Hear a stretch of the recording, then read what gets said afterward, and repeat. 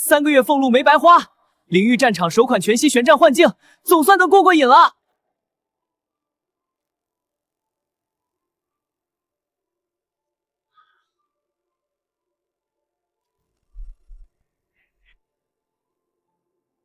这还原度也太离谱了，比宗门幻境演练场还真实。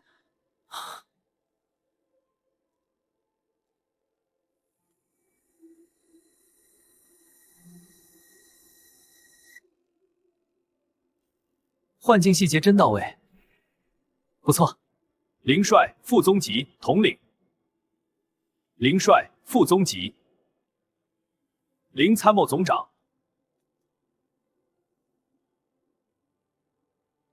此次我们红方对阵苍狼重装合成灵修队，对方灵甲精良，灵炮充足，目标是夺取蓝方核心据点，诸位务必全力以赴。钻研新术法战术，必会主动出击。各部门各司其职，有情况立刻上报。已布置防守与临阵，但对方实力太强，取胜难度极大。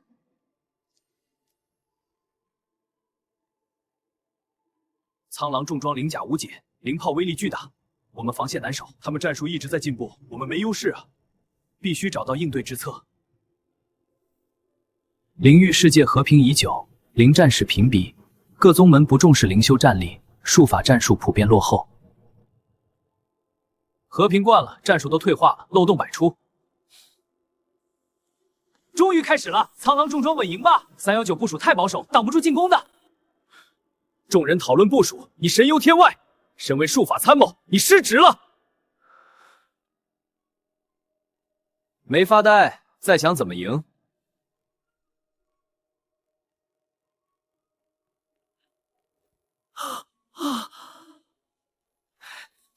怎么这么快？防线破了就完了？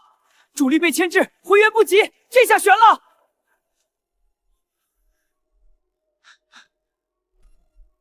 苍狼战术比预想凌厉，还留了后手。立刻调主力回援，加固临阵，否则指挥殿被破就彻底输了。慌什么？苍狼指挥官水平一般，战术漏洞百出，这场必赢。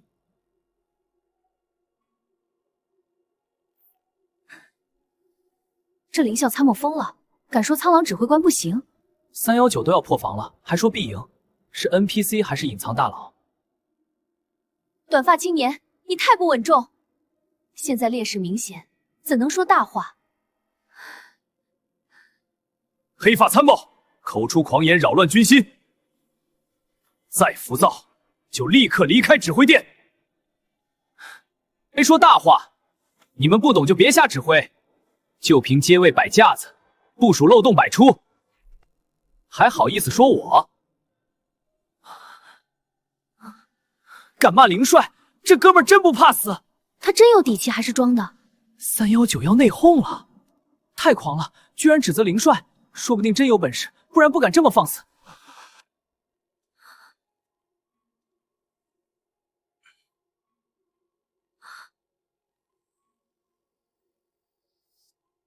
等我拿出真战术，看你们还敢小瞧我！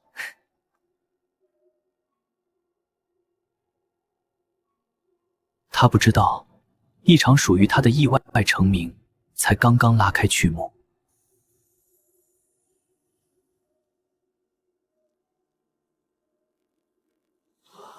就是不知道这次能不能赢苍狼重装武队啊！终于等到319武队的比赛了。苍狼可是重装武队，全员身着重甲。战力碾压319的轻甲队，这次悬了。等会儿看我怎么带领队伍赢下比赛。是狼武队青蓝武馆的荣誉，装备等级为顶级，但我们身为武队成员，必须去。诸位，此次319武队对阵苍狼重装武队，是狼武队动乱将，主管7张正有虎救筹卷，必须真甲对战年度对抗赛，场我们小队战力顶尖，生活举办武力影集，当我队是个玄训。大家别紧张。虽然我们战力和装备处于劣势，但只要我们配合默契，发挥出自身优势，未必没有胜算。对小队做好战前准备，苍狼的重甲菜并没有动算。队长，单讲武队顶警示，虽然我们战力和装备劣势，但武队的参孙115高有对处形势。战力差距这么大，怎么打？根本没胜算。慌什么？这场比赛我们3195队必赢这场比赛。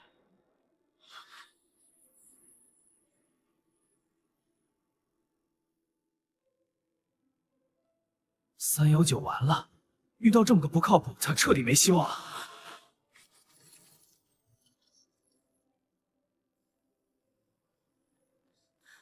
怎么能说必赢这种大话啊？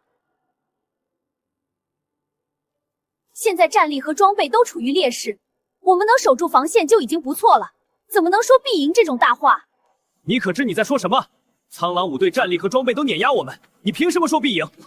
没必要提躺，很想放弃高见，直接放弃荣耀的优胜赛。是的，你可知你在说什么？苍狼5队战力和装备都碾压我们，你凭什么说必赢？我倒要听听你有什么高见，能让我们轻甲队抵挡重装队的优势。什么？命令放弃指挥台，这不是临阵退缩吗？太离谱了，居然敢说放弃指挥台，这和认输有什么区招的人，怎么这么不靠谱啊？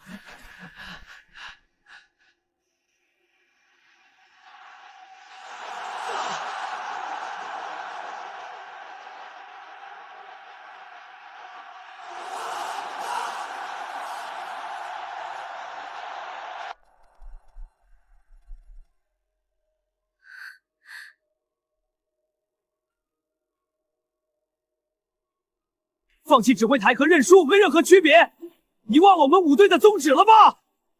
放弃指挥台不代表认输。这家伙真敢啊！是啊，太离谱了。苍狼5队用的是老掉牙的1点2面，在315这种山地地形里这么打，简直是脑袋被驴踢了。1点2面战术中，1点需要选择难度极大的进攻点，还要依赖精准的战力探查，而且这个战术的零派差很容易被我们针对。我建议用3-3战术中，1点2面需要选择难度极低点，还要依赖精准的战力探查。苍狼5队的探冲力根本配路不了极高，而且用 C 的这个位置很容易被我们唱比赛。1点2面战术中，你需要选择难度极大的进攻点，还要依赖精准的战力探查。省得这样的地雷洞，我建议有3战术的零后静态炸。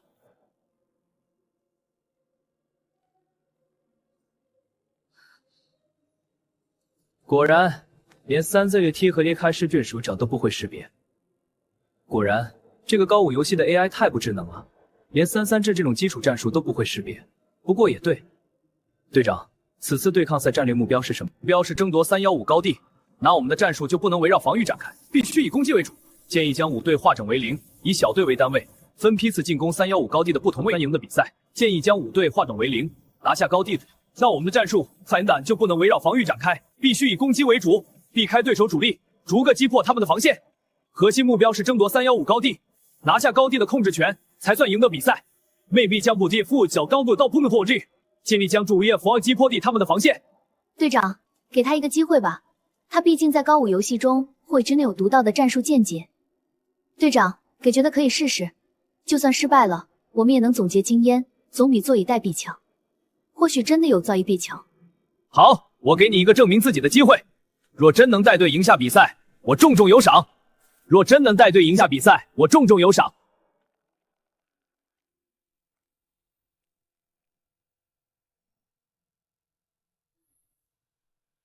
5高地分进路线启动，1队左翼穿插，2队正面突破。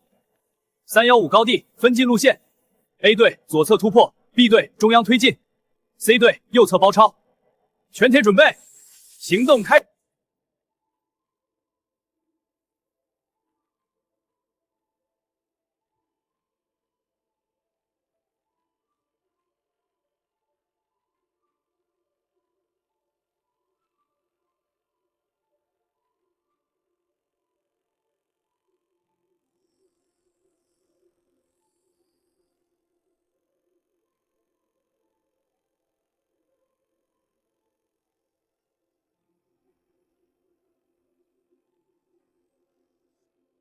这真的能行吗？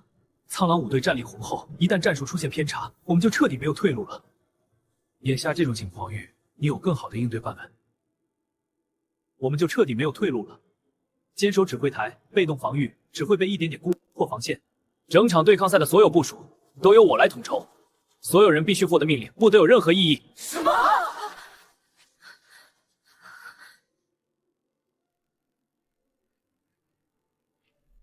我的天，这青铜参谋疯了吧？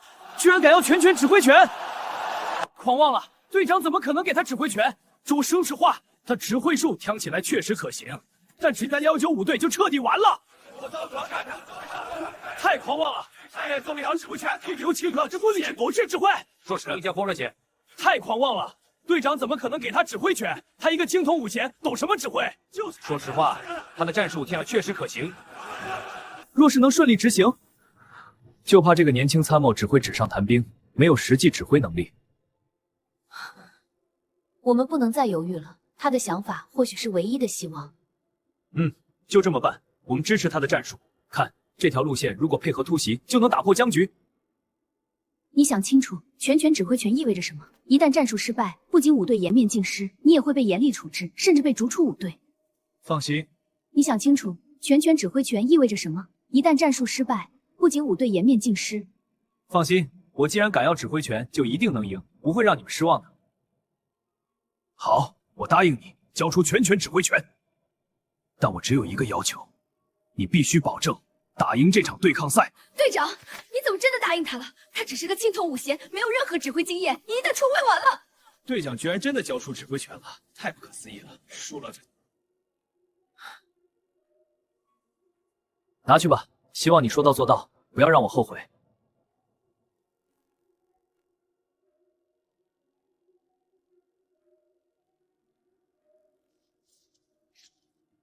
这游戏也太逼真了，连五贤令牌都能更换。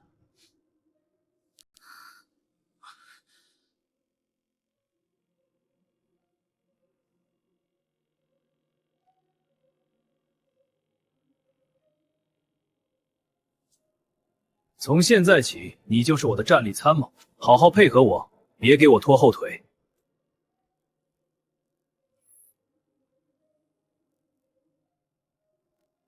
是。各营营长立刻到指挥台集合，有紧急作战任务部署。那不是孙队长的黄金令牌吗？怎么戴在韩参谋身上了？是啊，韩参谋不是青铜五贤吗？怎么会佩戴黄金令牌？安静！从现在起，那不是孙队长的黄金令牌吗？怎么戴在韩参谋身上了？安静！从现在南五队新任队长，我这也必须难为我的战力试试呢。服从队长命令，1至8营立刻化整为零，分成若干小队，采用3-3制战术，直奔315高地。9营和10以内央内。是，服从队长命令。1至养秦地分合法上面，随意和从突发情况无条件强攻。9里请问那胜负小，负责警戒。是，服从队长命令。1至8营立刻会营破3界高地，随即命内能3界进攻，确保警部队顺在。你们一个个都是白银黄金五贤，居然连3-3制这种基础战术都不知道，简直！你们一个个都是白银黄金五贤，居然连3-3制这种基础战术都不知道，简直就是一群武盲！是以小队为单位，每个小队分成3个3人小组，这样既能避开敌方的集中攻击，又能形成合围之势。高校队长，3-3制战术的核心是以小队为单位。每个小队分成3个3人小组，练球手火力优先，高级能把3支架火线。我们一个挑人吧。3-3制战术的核心是以小队为单位，一个小组分得正面防卫制，一个小组负责侧翼迂回，任何小组避开只要你严重物之性。服从队长部署，保证完成任务。很好，记住此次任务只许成功，不许失败。出发。服从队长部署，保证完成任务。很好。记住，此次任务只许成功，不许失败。出发！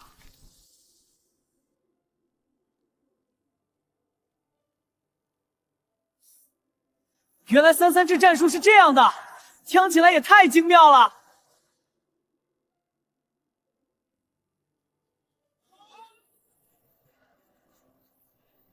听起来也太精妙了！那这个年轻参谋真的有2把刷子，哗众取宠。期待319五队能创造奇迹，打败苍狼重装五队。没想到这个年轻参谋真的有2把刷子，不是哗众取宠。期待319五队能创造奇迹，希望他们能顺利执行战术，别出什么差错。游戏任务，一场关乎整个五队荣誉的生死对决。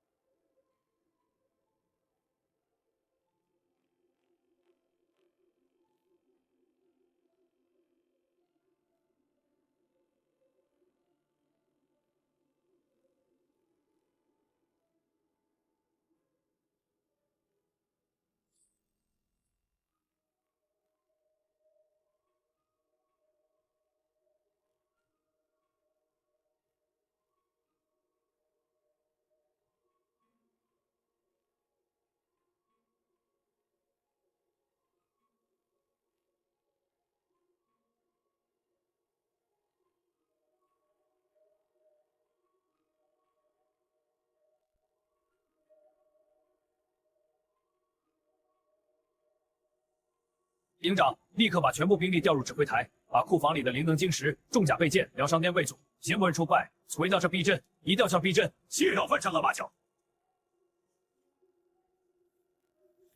没事队友，这样做会不会太冒险？一旦对方识破伪装，指挥台的队员就会陷入危险。只有我方保卫，他们一阵刑罚。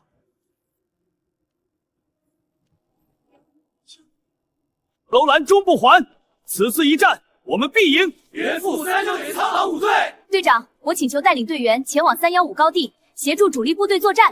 不破兰终不还。对，队长，我请求带领队前往315高地，协助主力部队作战。所有人听令，收拾好随身灵具，跟随我撤离指挥台，立刻出发。什么？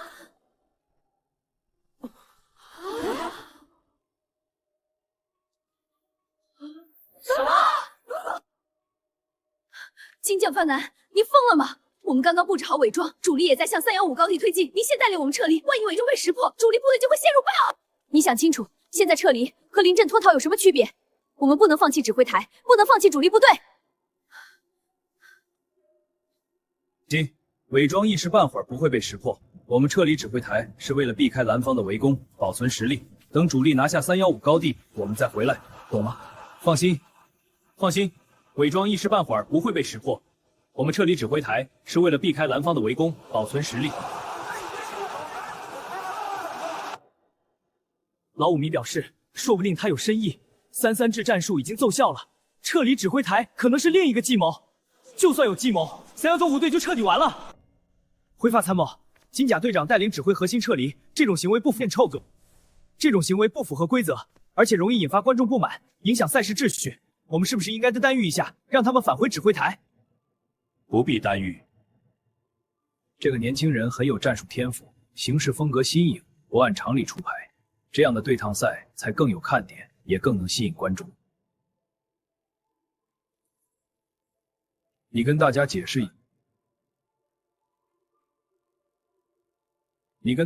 一下，我们为什么要将高武对抗赛以直播形式呈现？是，长官。之所以将对抗赛直播，一方面是为了让都市民众重视高武修炼，了解高武对抗的魅力，弘扬上宗筹资，筹集武馆运。您觉得3195队真的没有胜算吗？他们的战力和苍狼5队差距太大了。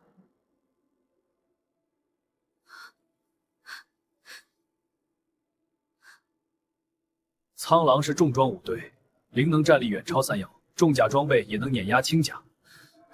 双方的差距摆在那里，短期内很难逆转。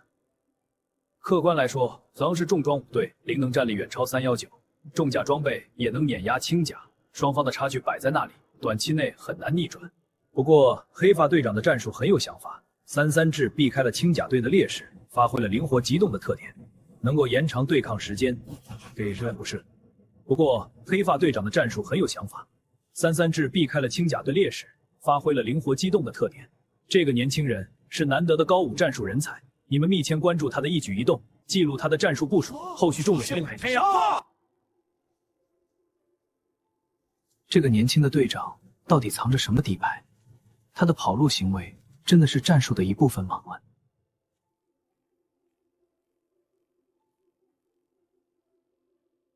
苍狼5队那么强，就算金甲短发男有战术，也很难赢吧？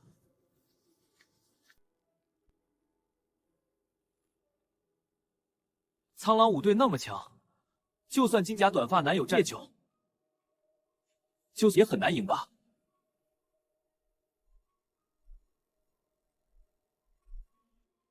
全队注意，保持队形撤离。收到，指挥官，数据已同步。A 小队就位，请求下一步指示。批准，前进至撤离点。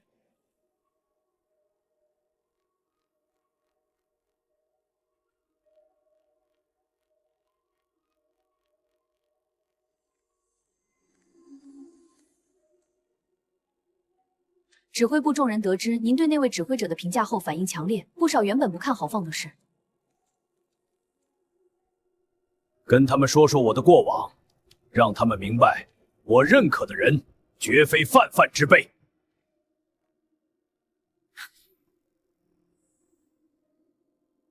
灰发参谋10年前在国际高武对抗赛中击败国外顶尖5队指挥官，如今48岁总 Sam 了，他的苍狼武光从未出错。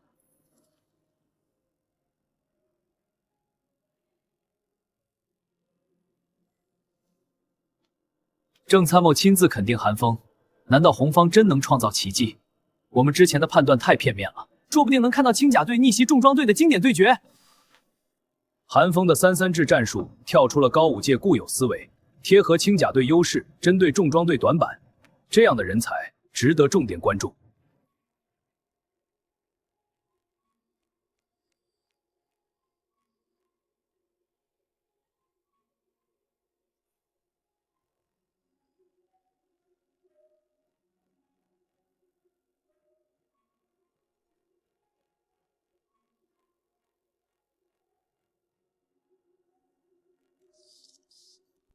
红方主力龟缩大本营，毫无出击迹象，队员已显疲劳。正是调动4个重装营、灵能支援队、勤务保障队和灵能炮营，全力直冲红方大本营，3小时内彻底击溃红方主力。队长，启动调令，兵力路线全速展开，确认部署，系统就绪。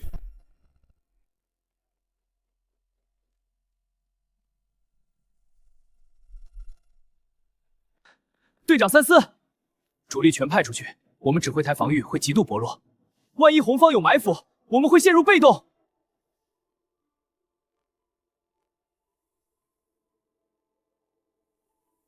你太谨慎了，红方就是一群不堪一击的轻甲队，就算有埋伏，也挡不住我们的重装火力。比赛即将开始，他会赢，准备好迎接最精彩的对决吧。队长也太狂了吧，真不怕被打脸。非资深武迷表示，放弃大本营，这不就是等着输吗？说对抗赛核心是夺315高地，大本营被破不等于输。挺韩风3-3制战术肯定有门道。没错，看着实时数据，节奏完全被带动了。收集前方3战级，韩风必胜！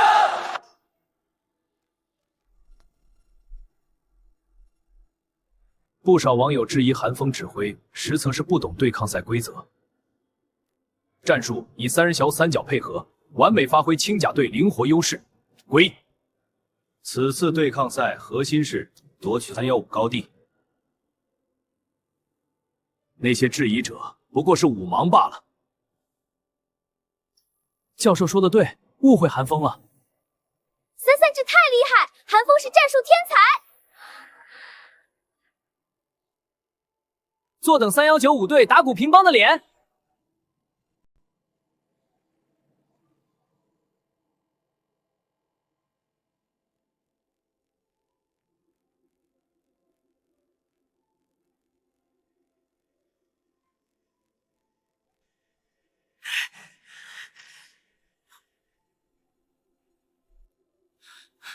队长，一营4个战斗小组12人，凭借3-3制战术配合，仅5人轻伤就全歼对手。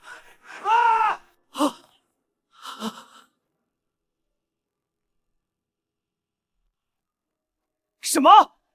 你说的是真的？12人打90人，还几乎全员无损。万阙，千真万确，千真万确，千真万确！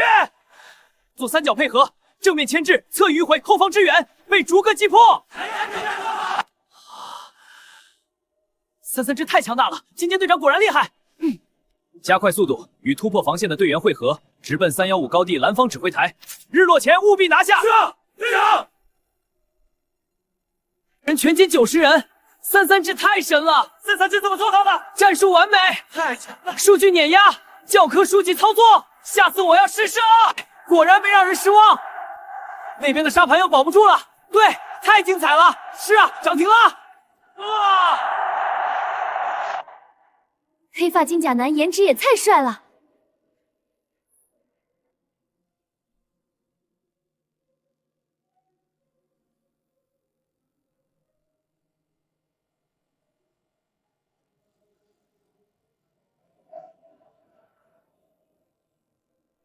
队长，前方伏击已清除。但3名队员受伤，敌人惨不欣喜火进。很好，伤员后送，全体准备追击。是，总部确认，斗志高昂。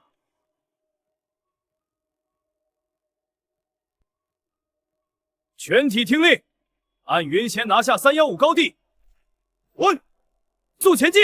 是，队长。扬眉归进，掩护前进。我是队长，往前队进。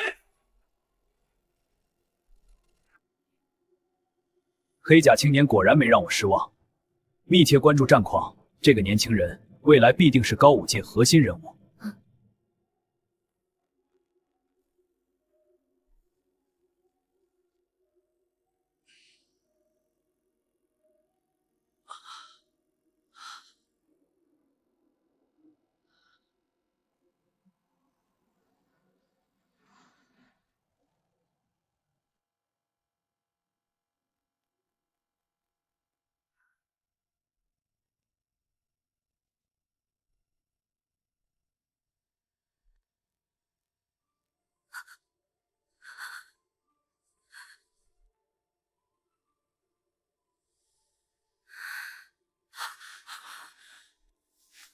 这怎么可能？我们是轻甲队，蓝方是重装队，怎么可能打？金剑队长也太厉害了吧！这简直是战神级别的表现，说是战神级种子选手，一点都不为过。以前我还质疑他的指挥能力，现在看来是我太肤浅了。你太厉害了，这个战损比在都市高武对抗赛史上都算是顶尖水平。33制战术果然名不虚传。金甲肩章男，此次战功卓著，我会如实上报青蓝武馆，为你和一营的队员记功，好好表彰大家的英勇表现。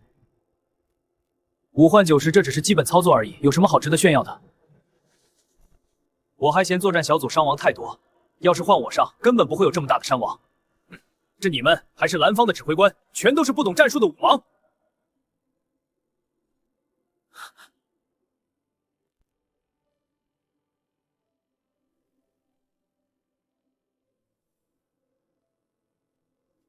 再敢多言扰乱军心，我就把你丢去密林卫临危野兽！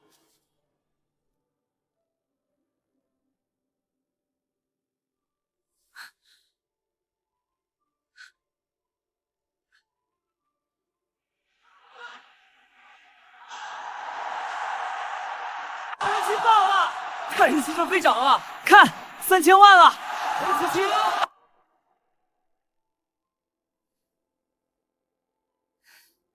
金章短发男，如今我们已经突破蓝方外围防线，一营也取得了重大胜利，是不是应该集中所有兵力，猛攻蓝方指挥台，一举拿下315高地？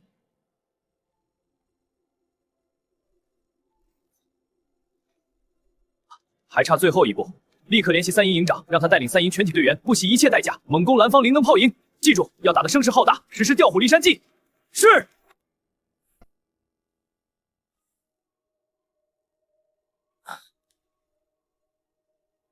金尖黑衣男，调虎离山计是什么？我们现在的目标不是蓝方指挥台吗？猛攻灵能炮营，会不会分散我们的兵力？调虎离山计都不知道，你简直连小学2年级的孩子都不如！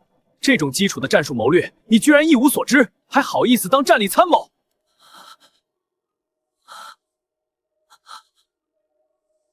弹幕飞起来了，热度爆了！原来我也是酒漏鱼。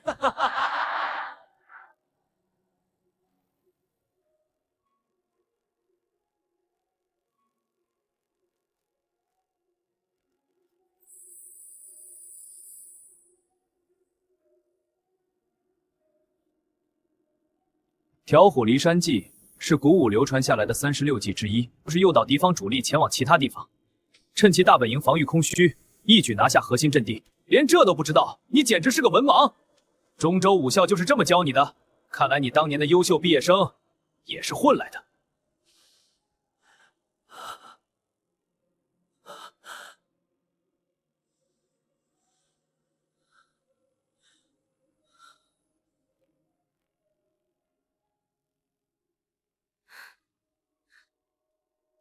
我有个疑问，如果我们猛攻蓝方灵能炮营，蓝方指挥官会不会调动前线主力回防？放心，不会的。对面那个武盲一心只想拿下我们之前的指挥台，在他眼里，我们就是一群龟缩不除的弱旅。就算他收到炮营遇袭的消息，也只会出动指挥台的少量兵力支援。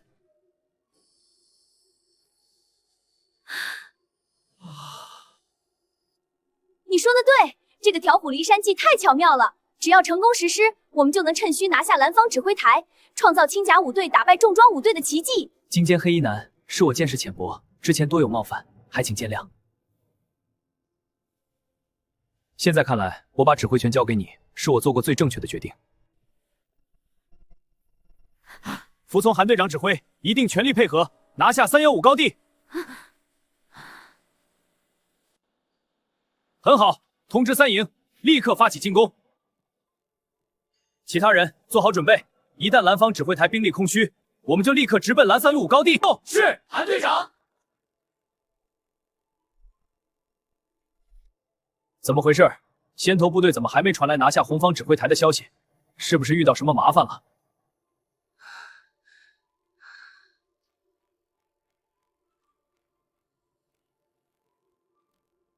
队长，根据前线反馈，红方指挥台内确实有大量灵能波动，应该是主力龟缩不出。我们的先头部队正在准备发起总攻，估计用不了多久就能拿下。废物，拿下一群龟缩不出的轻甲队，居然用了这么久！告诉先头部队加快进攻速度，尽快拿下红方指挥台。我要亲眼看输得一败涂地。收到，指挥中心。什么？能量毒素异常？我马上处理。队长，不好了！我们的灵能炮营遭到黄三营的猛攻，对方攻势凶猛，炮营防御薄弱，已经出现力小支援。什么？红方居然敢主动进攻我的灵能炮营！不，红方三营打得十分凶猛，而且采用的是3-3制战术，配合默契，再得不到支援，炮营就会被彻底攻破。请队长立刻下令调动兵力支援炮营。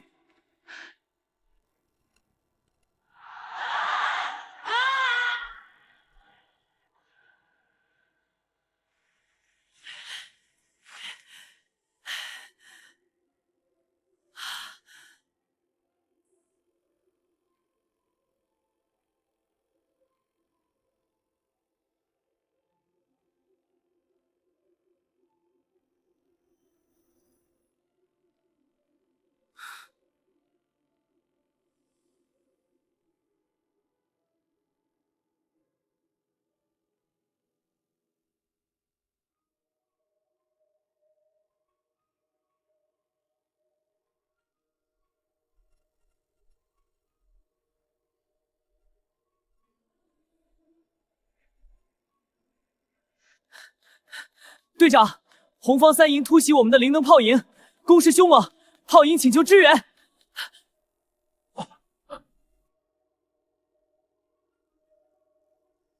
慌什么？不过是红方走投无路的最后挣扎罢了。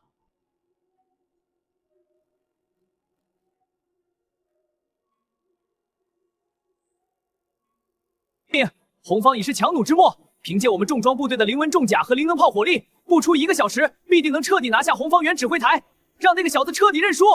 方指挥台活捉敌方首领，扬我苍狼五队威名。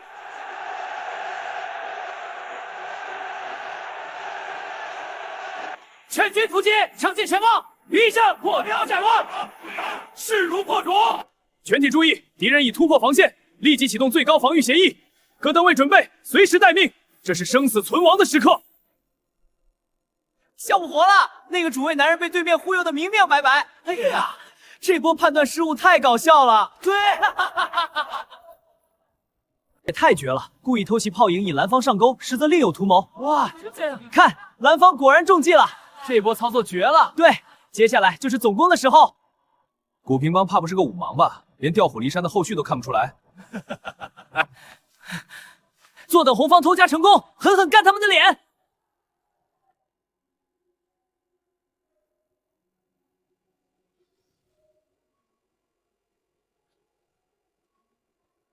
不，成败在此一举，务必在对方反应过来之前，抵达指挥台外围。是。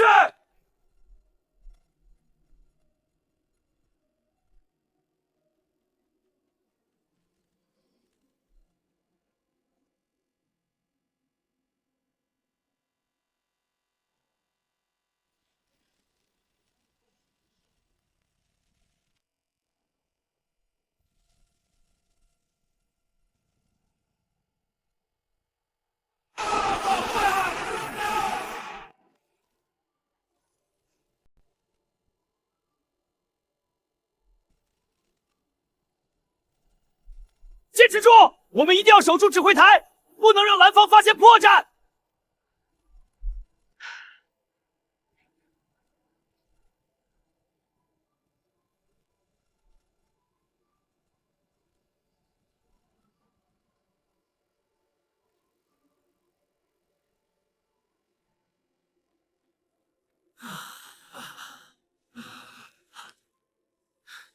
不对劲，红方主力怎么会凭空消失？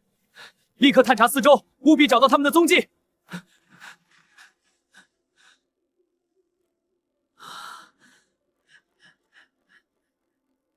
队长，不好了！我们虽然攻破了红方原指挥台，天内只有2个营的兵力，红方其余什么？你说什么？红方7个营和主官全都失踪了？探查队是干什么吃的？为什么没有提前摸清他们的兵力分布？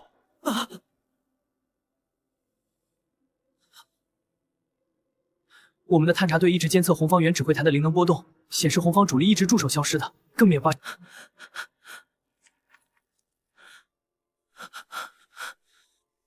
你们这群废物，连红方的兵力转移都探查不到，简直是饭桶！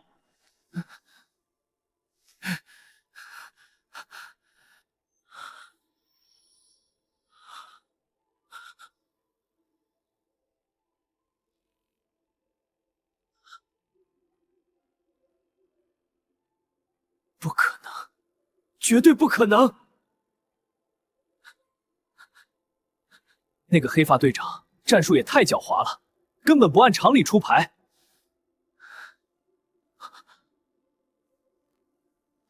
传令下去，所有在外的主力重装部队火速回防蓝方指挥台，务必赶在红方之前守住我们的大本营，绝对不能让他们偷营成功。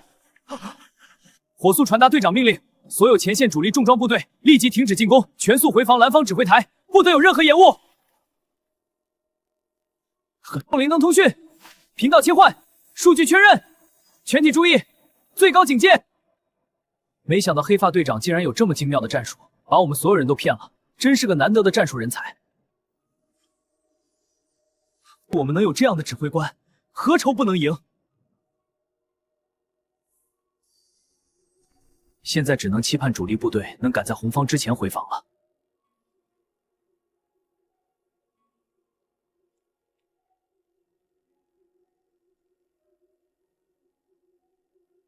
敌人正在接近核心区。好，队长加油！防线已部署，但我们需要每一个胜利。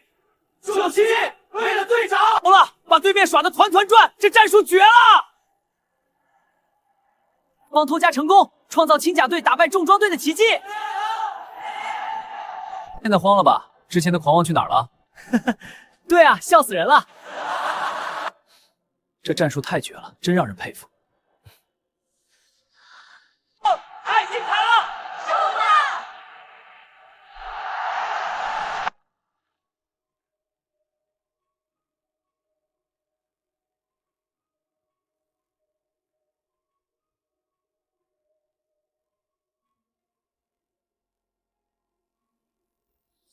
蓝方主力已经被我们引走，他们的指挥台现在防御空虚。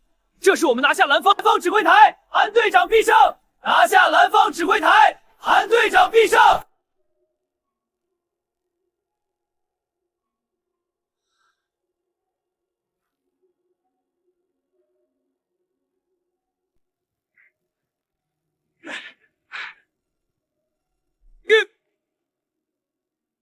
リズムを維持しろ！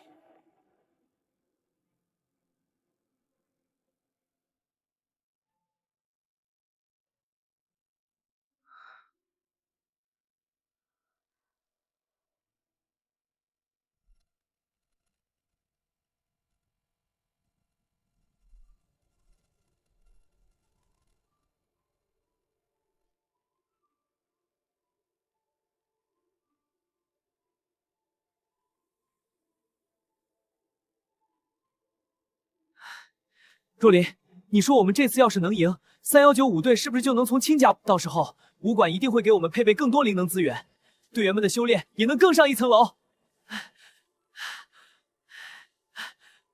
你忘了，对抗赛刚开始的时候，所有人都觉得我们装备落后，根本不是苍狼重装5队的对手，没人看好我们能走到这一步。这一切都是韩队长的功劳。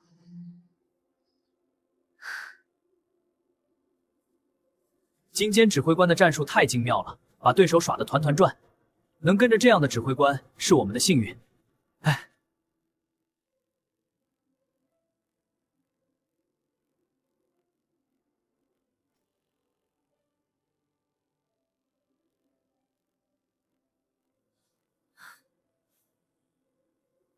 都安静下来，我们只是在对付一群不懂战术的武盲，打赢他们是理所当然的事，没必要过分骄傲。全体注意，兵贵胜，不贵久，立刻发起进攻，速战速决，以最快速拿下指挥台，避免夜长梦多。行动！是，韩队长。不，我们不能就这样失败。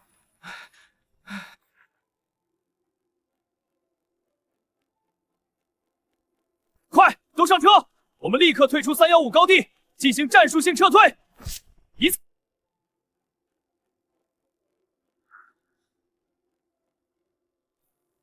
队长，等等，撤退已经来不及了。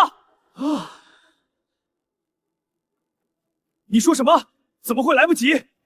我们现在走，还能赶上收拢前线部队。队长，红方7个营的兵力已经兵临城下。蓝方指挥台被顽力薄弱，又没有灵能炮等重火力支援，根本无法抵抗红方的进攻。这场对抗赛，我们已经输了。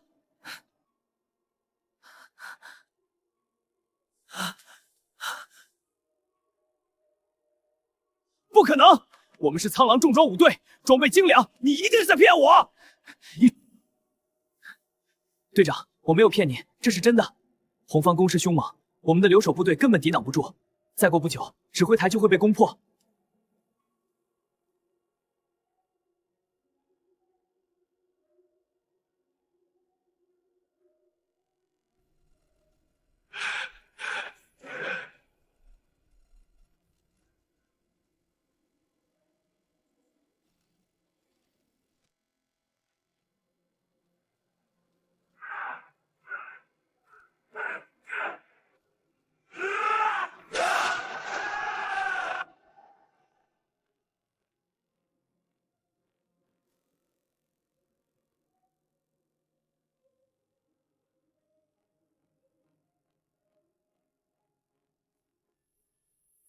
地被活捉，315高地被我方占领。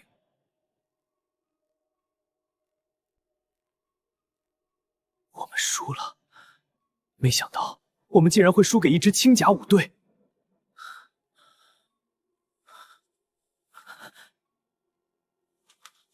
是啊，我们从未想过装备落后的轻甲武队竟然能击败我们重装武队，这简直是都市高武对抗赛史上的奇迹。你确实厉害。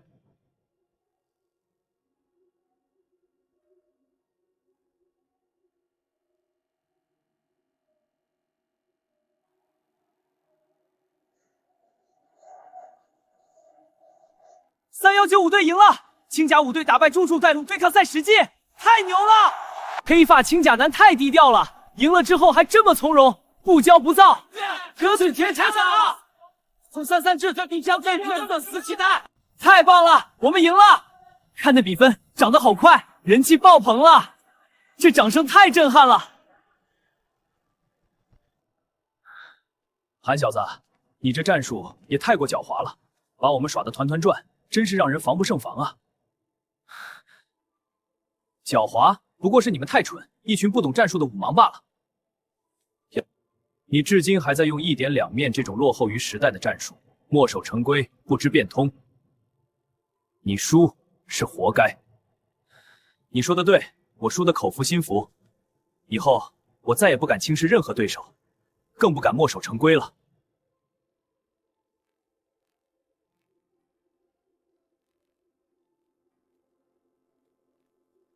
通知赛事组委会，宣布比赛结束，我们赢了。是，韩队长。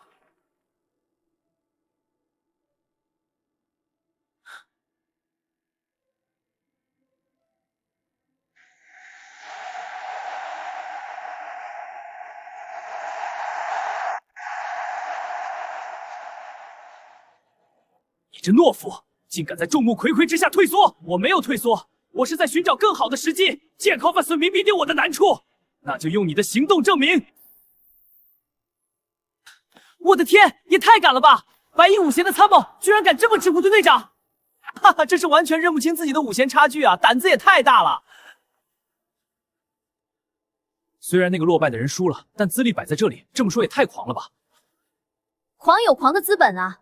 能凭轻甲五队赢重装五队，人家有嚣张的底气。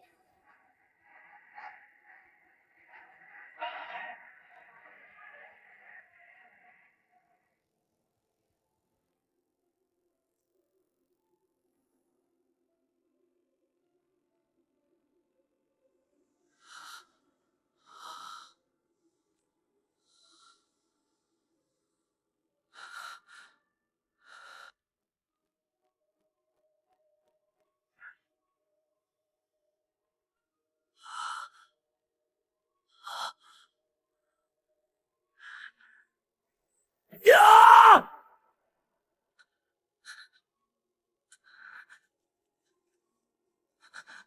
我是中州五校尾秀五现身，怎么会被一个2号的白银五贤小子称为五盲？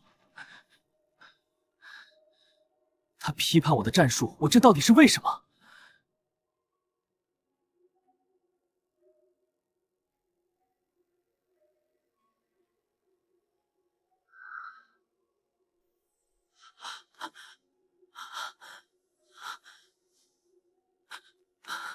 奇怪，我的高武模拟游戏头盔呢？怎么不见了？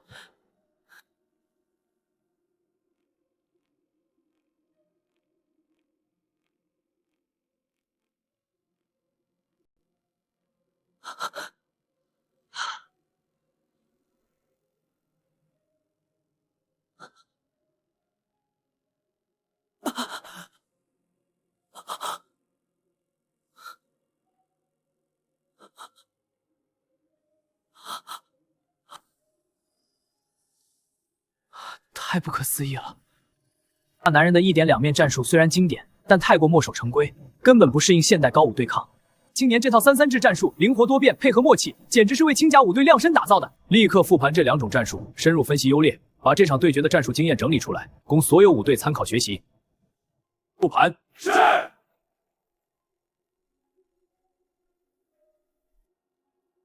裁判，还有一件事，赛前那位败方主将曾放言，若是输了这场对抗赛，就吃灵能沙盘。复盘完毕，失败原因已确认。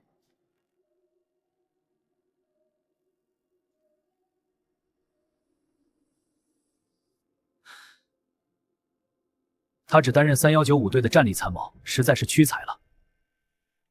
备车，我亲自前往3195队驻地，见见这个年轻人。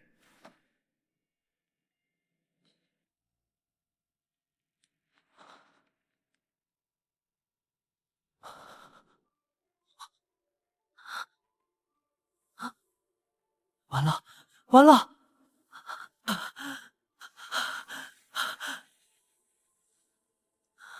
抗赛是面向全国高武爱好者直播的，我的那些狂傲言论肯定被无数人看到了。孙立成队长和傅雨晴政委肯定要找我算账的。白银五贤参谋骂黄金五贤上级五盲，还有救吗？在线等机。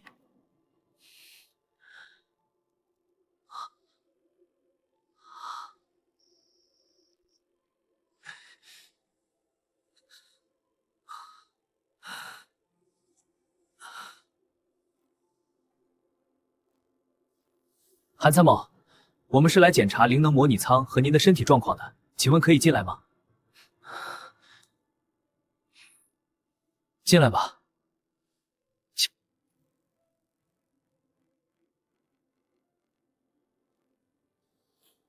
根据五队指令，我们来检查您使用的灵能模拟舱，查看是否在模拟对战中出现灵能紊乱等意外。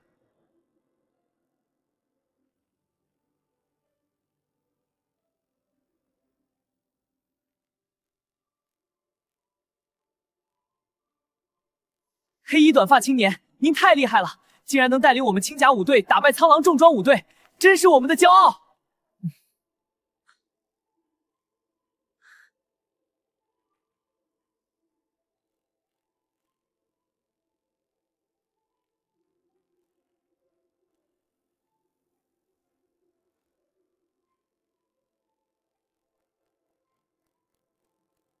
黑衣青你好，和副政委让我来通知您，前往五队会议室开会，有重要事情商议。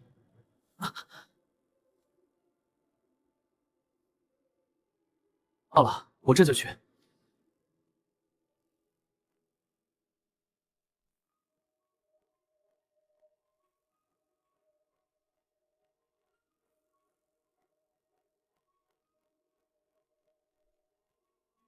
完了完了，这就要狡兔死，走狗烹了吧？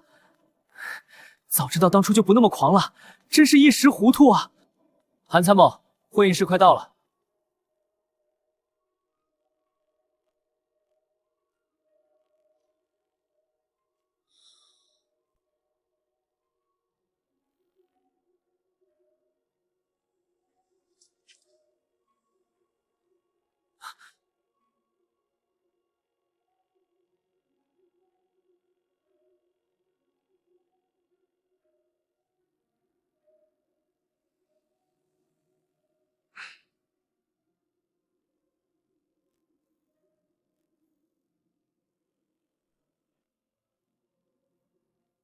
参谋好！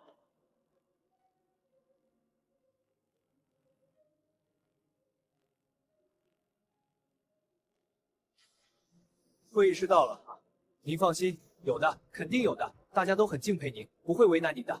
行，会议室到了。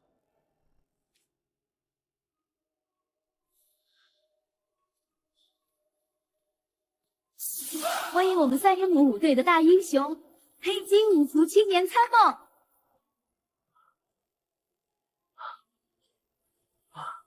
欢迎我们3195队的大英雄黑金五福青年参谋。黑金战甲青年，你可真是给我们3195队长脸了！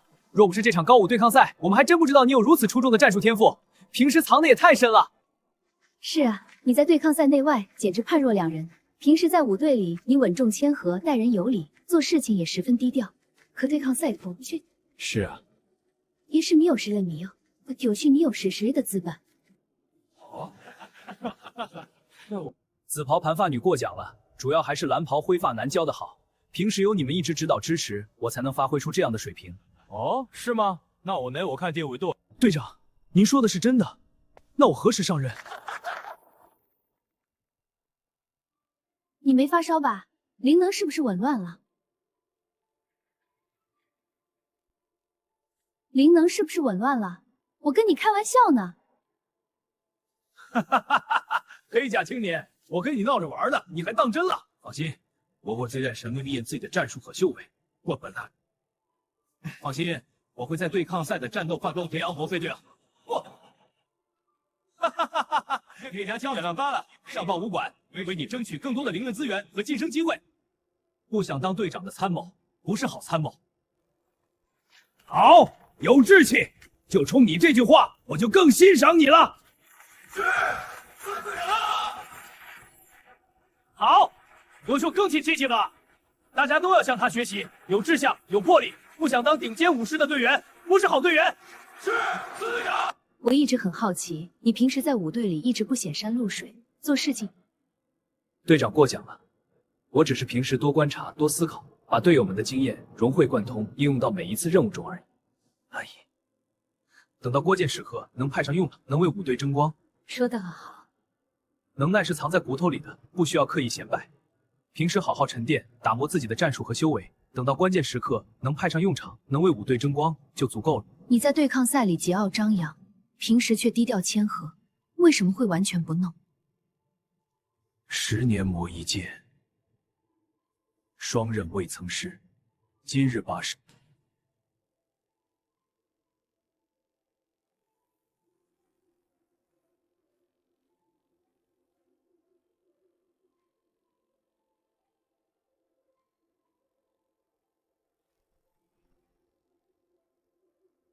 郑会长，大家都坐吧，不必多礼。我今天专程来，就是为了见见这个年轻人。你这孩子有我年轻时的风采。你这孩子，我年轻时在高武级。馆长过奖了，我只是做了自己该做的事情，比起您年轻时的风采，我还差得很远。很好，你的态度让我看到了更大的潜力。必过谦， 3195队与苍狼5队的这场高武对抗赛，战术运用精妙绝伦，不必过谦。引入后运用散线的决定，由后备阵的摘下一，不必过谦。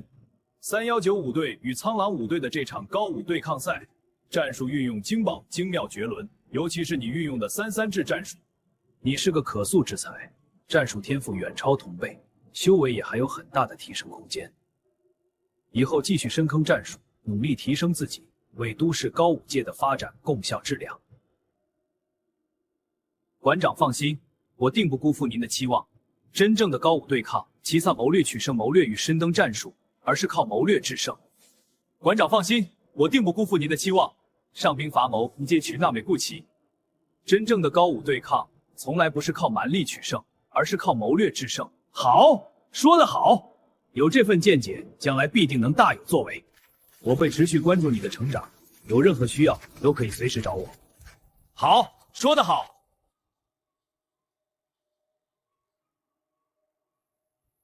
上兵伐谋，其次伐交，其次伐兵，其下攻城。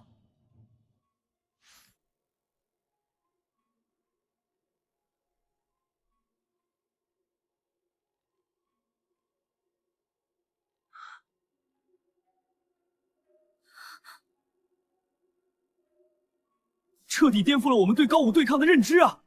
是啊，我们一直以为高武对抗的核心是灵能比命。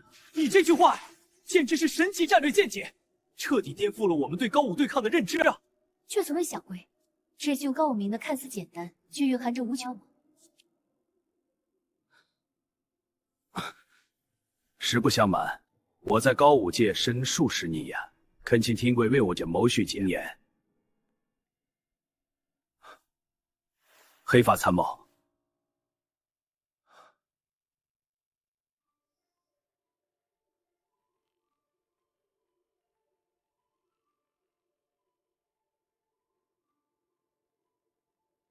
这句话的核心是高武对抗的最高境界。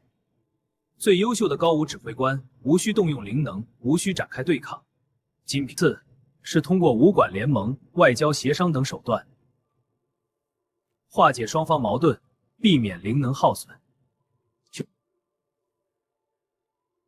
正面展开抗衡，以最小的代价取胜，只会让彼此的实力受损。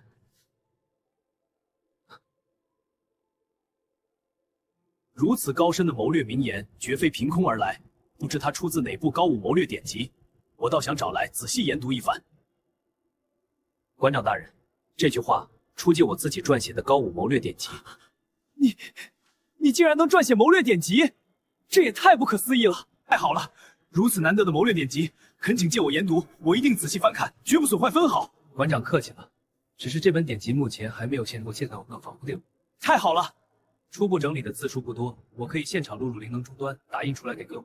太好了，如此难得的谋略典籍，恳请借我吉利亚，立刻把灵能终端和灵能打印机拿来，务必调试好，供黑衣参谋使用。是，孙队长。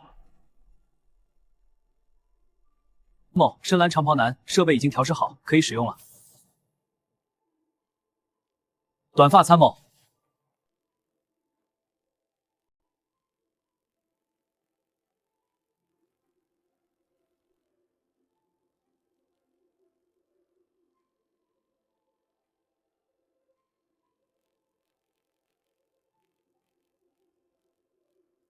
看什么呢？这么入神？没什么，就是觉得黑发参谋认真的样子很有魅力。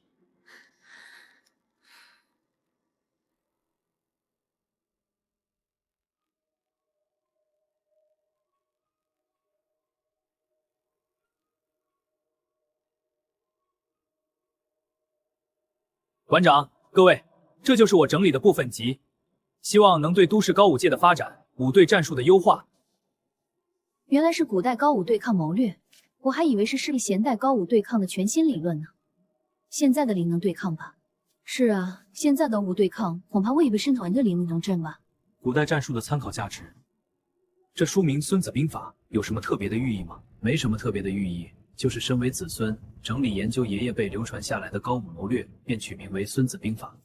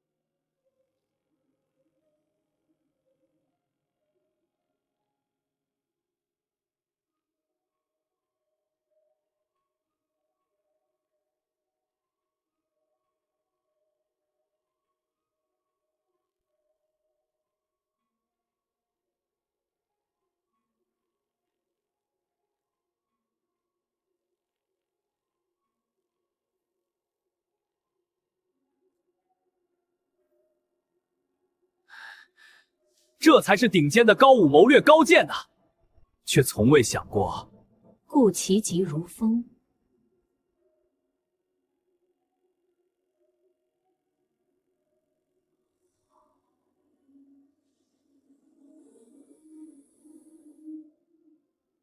这些谋略真的是你总结研究出来的？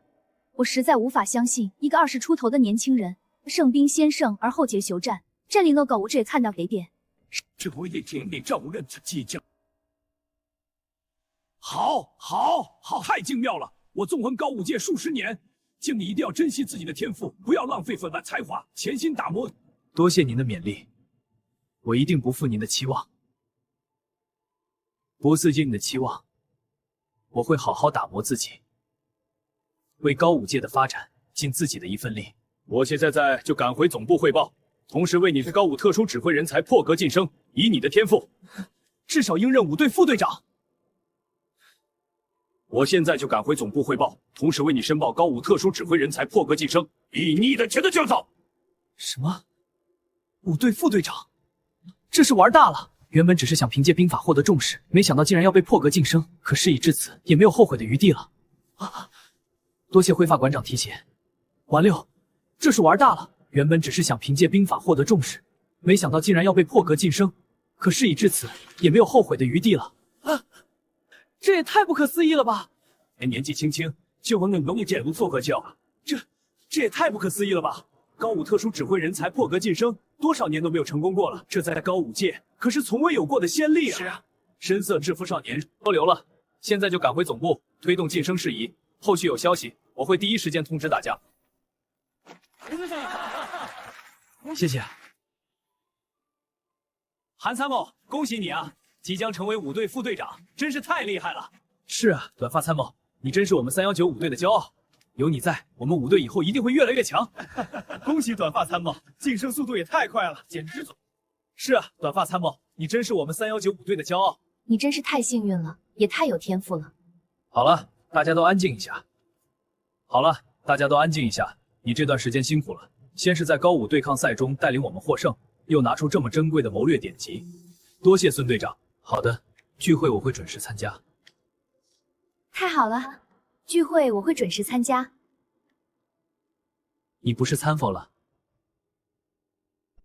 情况比较复杂，目前职务还没最终确定，等聚会的时候再说吧。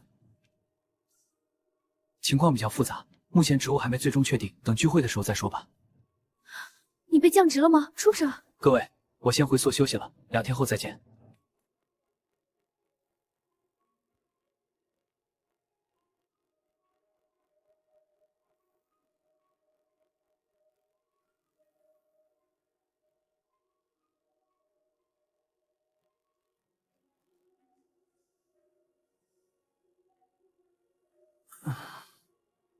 没想到竟然玩这么大，不过也好，能获这种名。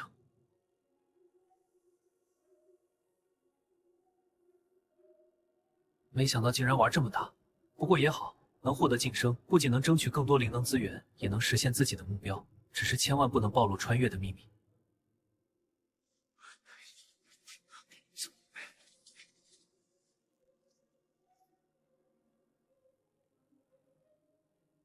你听说了吗？那个计划终于要开始了。是的，我等这一刻很久了，行动要快，机会只有一次。明白，我准备好了。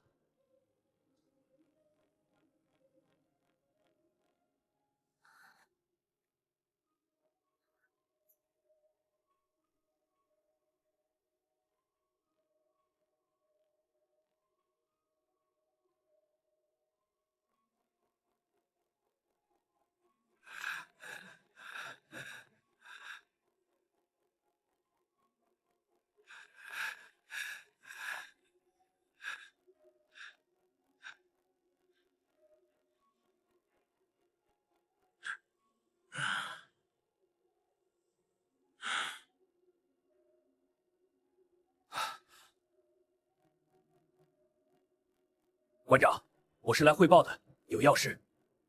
是您？高武对抗演练已经结束了吗？你怎么急匆匆的过来了？康馆长，此次前来除了汇报演练情况，还有一件更重要的事，就是向您呈上这本谋略典籍。看来3195队那个常规灵能五队已经被你主导建立的苍狼五队打出心理阴影了吧？你是高武界首个提出专业化模拟对抗五队概念的人，你是狼五队专门模拟各类强悍对手的战术风格和灵能运用，这些年在对抗演练中表现极佳，确实没让我失望。还记得雁岛各五队互为对抗双方，演练过程大多按导演组的预设计划进行，结局也多是指定的优势方胜利。建立苍狼五队，日常训练、对抗演练都严格模拟各类强悍对手。直到你建立苍狼五队，日常训练、对抗演练都严格模拟各类强悍对手，让参与演练的五队真正感受到实战压力，也让整个高武界的对抗演练中，3195队以损失3个营级小队的代价，成功活捉了苍狼五队的主官，仅用半天时间就占领了击败了苍狼五队。经3115演练的代价，成功活捉了苍狼五队的主官。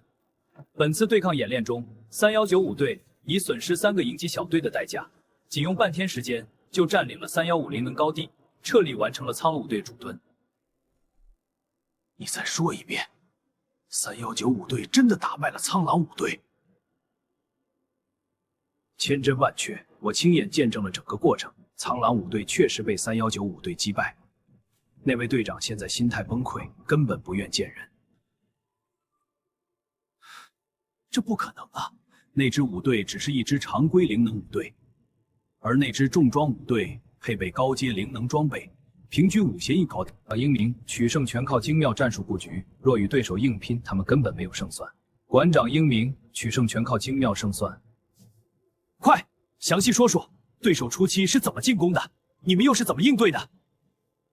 本次对抗演练，匕首头等4个合成营级小队采用1点2面的战术，2个主力营级小队直接强攻大本营，另外2个营级小队从两侧包抄。3195队啊，这个战术很稳妥，针对性极强，结合苍狼五队的正征重刚灵能实力啊，在双方硬实力差距如此巨大的情况下，3195队这怎么遇到95队的应对？他们主动放了指挥中心，将队员偶吃苍狼五队的灵能火力网，陈翻缩在苍狼五队的缝线之间，没有被包抄包围。3195队的应对完全超出了所有人的预料，他们主动放弃了指挥中心，将队员以班为单位，3人一组，呈三角形战后，3195队抓住对方兵力分散的漏洞，先派出一支小队袭击灵能炮营，吸引直弩手，吸引支援力量。随后，3195队抓住对方兵力分散的漏洞，先派出一支小队，其指挥中心兵力空虚，指挥者亲自分效率引奇袭拥收。那位队长果然没让我失望，能在硬实力差距巨大的情况下策划出这样精妙的战术，确实有2把刷子。您误会了，这次对抗演练的实际指挥者不是那位队长，而是中级参谋韩风。所有战术布局。什么？你说的是那个年仅22岁、白银5弦的中级参谋？这样精妙的战术，竟然是他策划的？是他，而且我给您带来的这本也是他撰写的，里面的谋略智慧远超当前高武界的所有战术理论。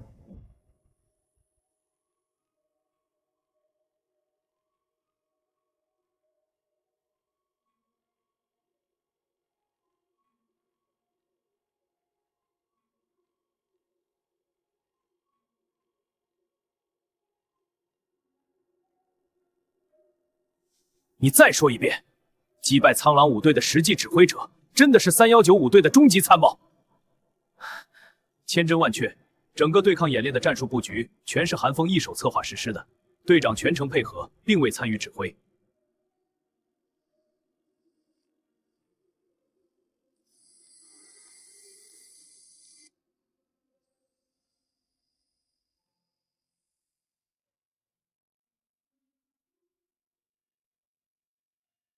难以置信，实在难以置信。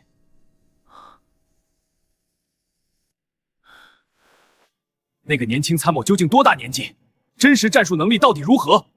一个基层参谋怎么能策划出如此精妙的战术？目前是白银5弦，却能以弱胜强，这样的战绩，即便在整个高武界也是极为难得的，远超所有统领武师。22岁，白银五贤刚毕业就有如此战绩，真是高武界难得一见的天才。要知道，统领武士大多还在打磨修为，争夺基层岗位，他却能指挥五队赢得如此关键的对抗，这份天赋实在罕见。男人不仅天赋出众，胆识也远超常人。不期，那个年轻人就凭谋略说服队长，他甚直言两人五队的实际指挥权，语气里的狂傲几乎毫不掩饰。倒是个桀骜不驯的刺头。不过狂傲也得有资本，他能拿出这样的战绩，能说出这样的话，说明他有足够的实力支撑这份狂傲。这样的年轻人，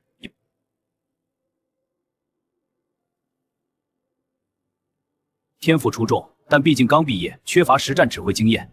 积累足够的实战经验，熟悉五队管理事宜，这样既稳妥，也能让他稳步成长。灰发馆长，这不行！营级指挥官的职位太屈才了，对眼光和指挥能力远不止于此。能写出传世谋略典籍，能策划以弱胜强的战术，不让这样的人才被埋没。我明白你的意思，也知道他是个难得的天才。清楚，高武界从未有过刚从武校毕业就担任副参谋总长的先例。要升任副参谋总长，必须提拔为黄金初阶武衔。22岁的黄金初阶武衔，五队副参谋总长，恐怕会引起其他武士的非议，也难以服众啊。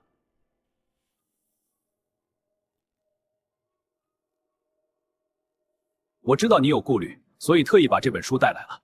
你先仔细阅本谋略典义，多相信银队那名年轻人的看法，也会认可我的提议。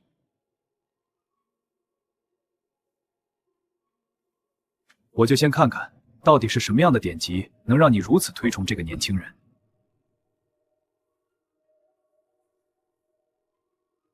这本典籍主要研究的是什么方向？本书是对古代高武对抗经验的总结与提炼，里面蕴含着极为精妙的高武谋略、对抗布局、灵能运用、战术配合等多个方面。你向来是高手界的革新派，一直主张突破传串理念，摒弃那些过时的古对抗经验的总结。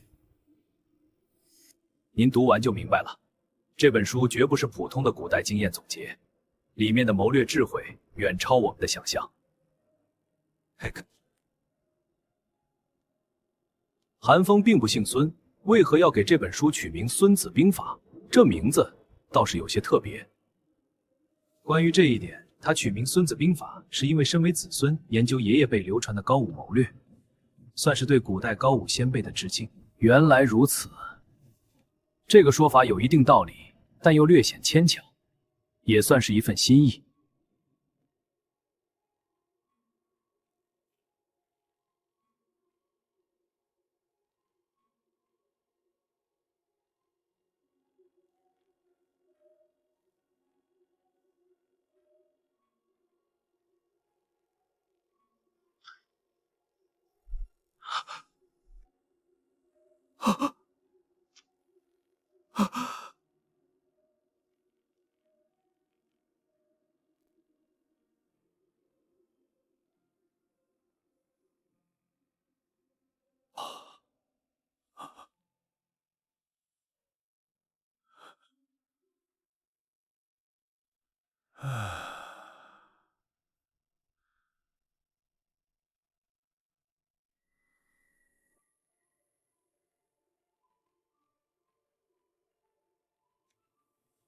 这哪里是简单的古代高武对抗总结？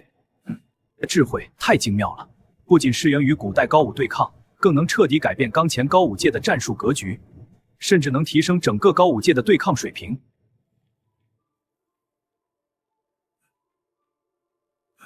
你老实告诉我，这样的传世之作真的是22岁的年轻人所写吗？我实在难以相信，一个刚毕业的年轻人能有如此深厚并超越时代的典籍。馆长，您放心。这本书在咱们这个高武世界从未出现过，绝对是韩风原创。而且我亲眼见证，这本书是他当场在灵能终端上录入的，速度极快，绝无作假的可能。哎，您还认为他只适合担任营级指挥官吗？以他的天赋和才华，担任五队副参谋总长甚至更高的职位都当之无愧。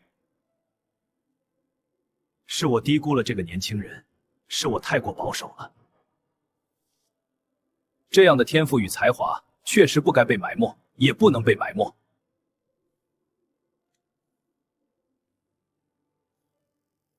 人才是高武界的幸运，我会重新考虑他的职位，一定会给他一个能充分发挥天赋的平台，绝不会让他的才华浪费，也绝不会让这样的人才被埋没。多谢康馆长，我就知道您一定会认可韩风的天赋，他一定不会让您失望的。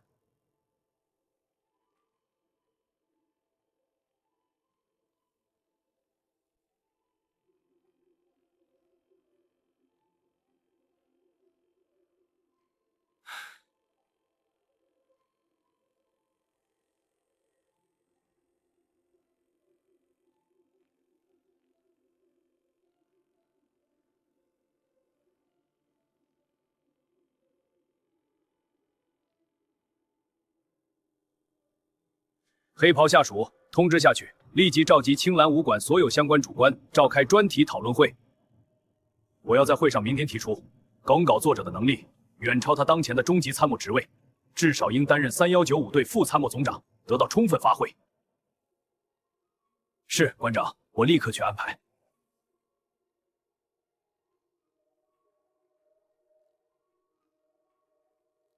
另外，传我指令：第一，将3195队与苍狼5队的高武对抗演练战况详细通报青蓝武馆下属所有武队以及高武界各相关单位。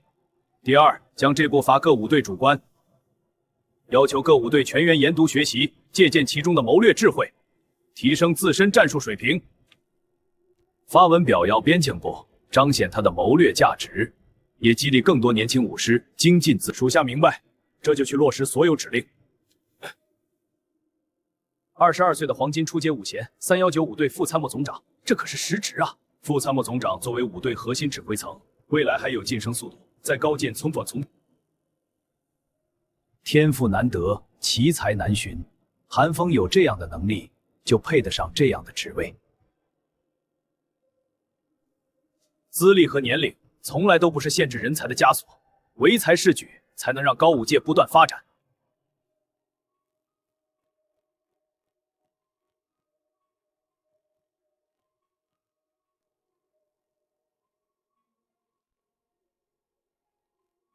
今天这场专题讨论，核心只有一件：破特殊指挥人才破格晋升计划，打破常规，不计较。这份报告证实了我们的推测。很好，全体准备执行。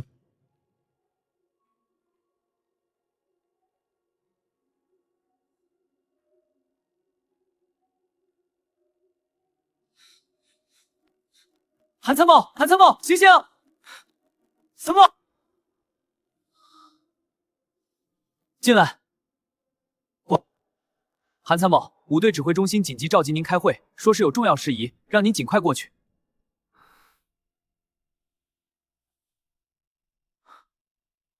知道了，我马上就去。啊！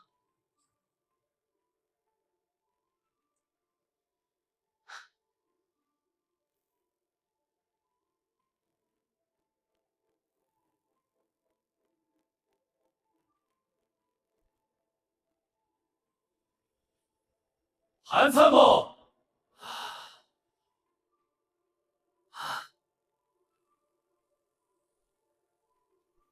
各位主官，这么急召集我开会，到底是什么事？怎么大家都在这里？黑发参谋，快过来，站到前面来，会议马上开始。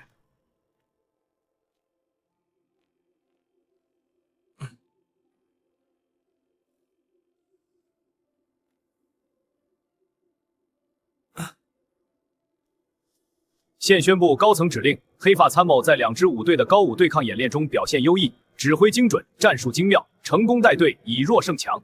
其对古代高武谋略的研究与提炼有着突出贡献。所著《孙子兵法·高武谋略版》对高武界发展有着重要意义，特授予短发青年个人1等功，高武界最高荣誉之一。霍格提拔为3195队副参谋总长兼特战大队大队长，武衔晋升为红金初阶。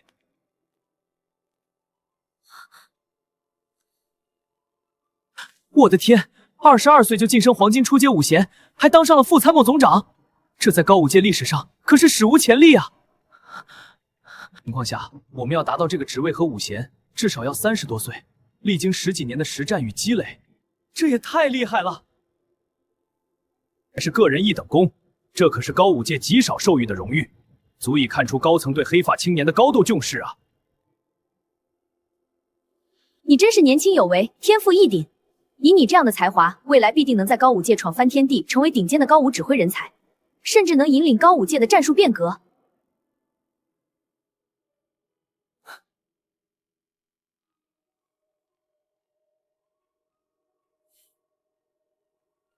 你晋升，但我要提醒你，晋升只是一个新的开始，千万不要骄傲自满，要戒骄戒躁，沉下心来，继续打磨。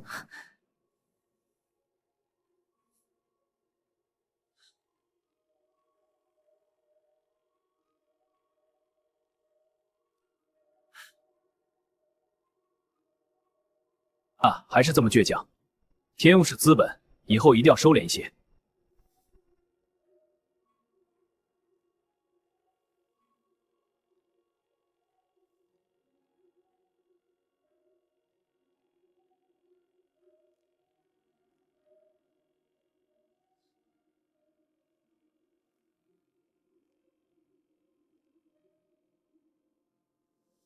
争不上去就要咽下去了，我走的路只会往后退。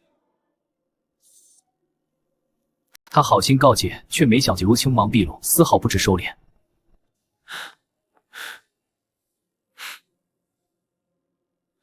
这样的天才若被磨平棱角，反而会埋没天赋。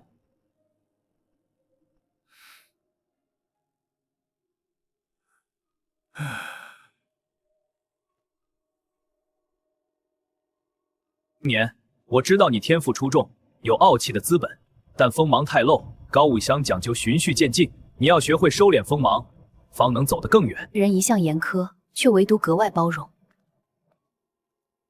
恐怕早就被斥责了。说到底，还是金袍青年有本事，战术指挥，天才本就该有特殊待遇。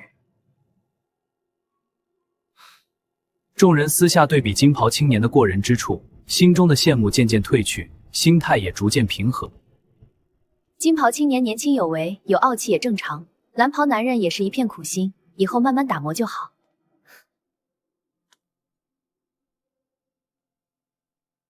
下午要去参加中州武校的同学聚会，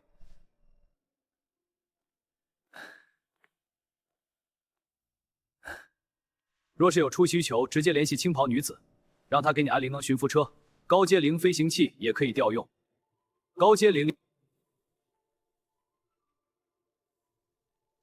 众人的祝贺声中，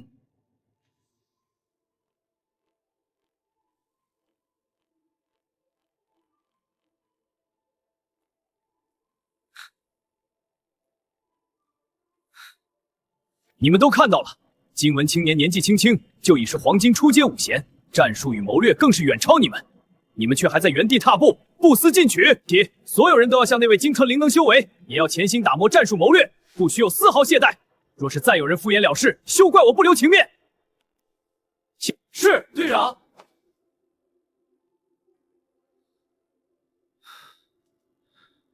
他们也想精进修为，提升战术，可那位金文青年天赋太过出众，如穷尽一生，恐怕也难以企及，连追赶的勇气都有些不足。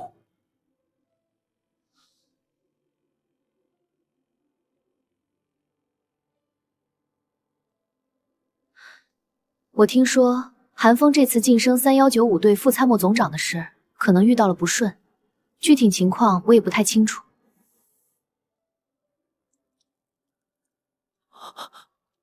爸，他在武校时就是顶尖天才，灵能修炼和战术考核常年榜首，毕业就被授予白银武贤，进入3195队，怎么会在晋升上遇到阻碍？说他未来必定能成为高武界的顶尖人物，怎么会卡在副参谋总长的晋升上？我猜大概率是他的性子惹的祸，刚烈桀骜，说话直言独慧，不懂圆滑变通，在高武界任职难免会得罪一些高层武师，晋升情理之中。短发女说的有道理，那个黑发男人的性子太刚，不懂收敛锋芒。高武界高层错综复杂，太过直言不讳，确实容易吃亏。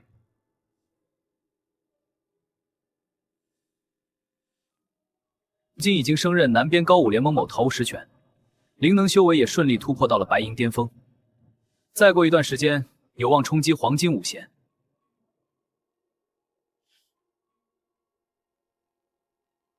他早就晋升为灵能小队队长，虽然职位不高，但也算是稳步提升。恭喜你，祝你早日突破黄金5弦，更上一层楼。高武界倡导修炼者清心寡欲，禁止饮酒，以灵能茶水代替酒水，既是祝贺，也是对修炼之道的敬畏。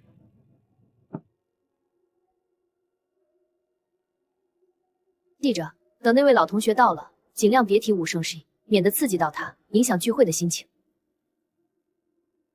是啊，韩风本来就性子刚烈，若是提及这些，说不定又会急脾气上来，还是避开为好。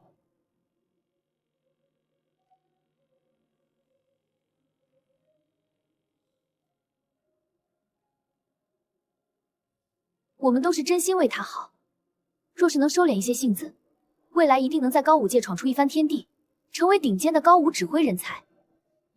但愿他能听进去我们的劝说，毕竟太过桀骜终究不是好事。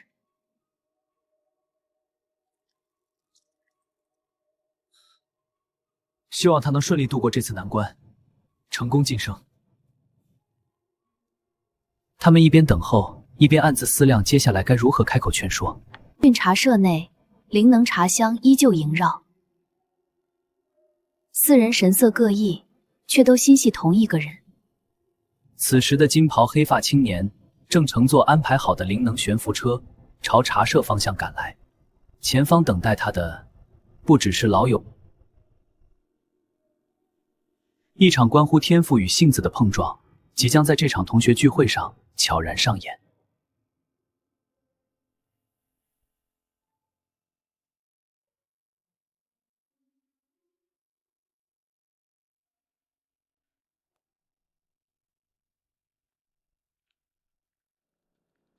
我知道你们觉得我多管闲事，但我是真心为韩风好，绝非嘲讽他。清楚，武馆实战部门和中州武校完全是两回事。我们只需要钻研灵能修炼和战术理论。实战部门的主官个个都是身经百战、实战经验丰富的老武师，勇敢的就是刚毕业的武师眼高手低，动辄空谈战术理论，轻视他们的实战经验，说话太直。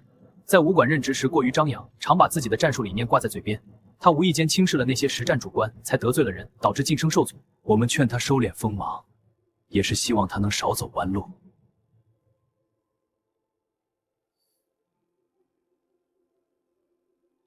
你说的有道理，韩风的性子太刚，不懂圆滑，高武界错综复杂，太过锋芒毕露，确实容易吃亏。是啊，我们都是真心为他着想，希望他能听进去我们的劝说。可性子要是不改，就算有天赋，也很难走得远。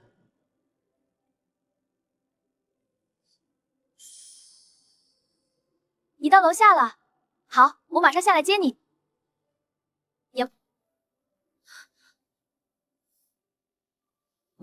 见到他后一定要谨言慎行，千万不要提及职位、武贤的心情。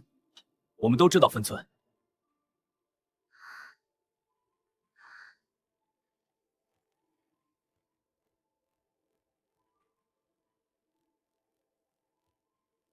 快进来，大家都在等你呢。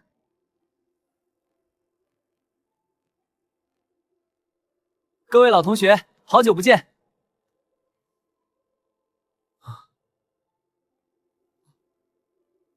不对啊，金袍青年这状态，怎么看都不像晋升受阻、心情低落的样子，反而像是刚晋升成功、意气风发的模样。而且他面色这么红润，该不会是偷偷喝了灵能烈酒，想麻痹自己吧？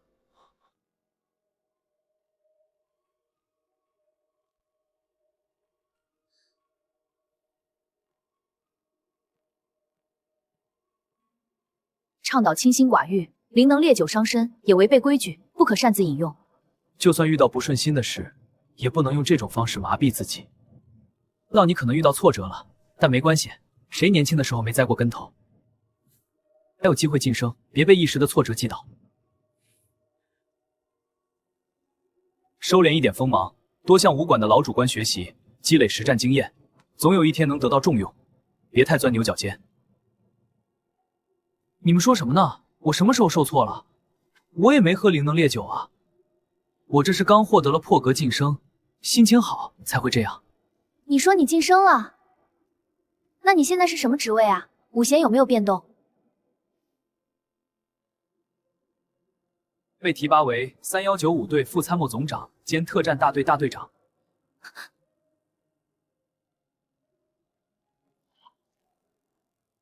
你是不是疯了？你该不会是因为晋升受挫，打击太重？事已至此，别再骗自己了。刚从武校毕业，怎么可能直接担任副参谋总长这样的核心职位？你冷静一点。是啊，金袍青年，我们知道你心里难受，可也不能说这种胡话啊。就算是天赋出众的武师，也得积累多年实战经验，一步步晋升。你刚毕业，怎么可能做到？我没有说话，都是实话。委任状已经正式下发，就连灵能身份凭证也更新完毕，上面清清楚楚的写着我的职位和武衔，所有手续都合规合法，没有一点问题。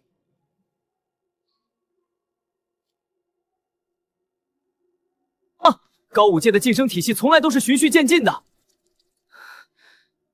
武师最多只能做基层参谋或者小队副队长，怎么根本符合规矩？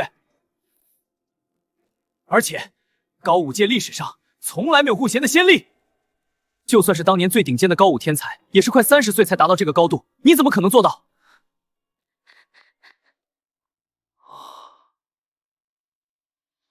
就算什么职位都没有，就算武衔没有晋升，你还有我们这些同学，我们都会一直支持你的。别再硬撑了，也别再骗自己了。接受现实吧，这次受挫不算什么，只要你好好努力，以后一定能获得晋升，我们都相信你。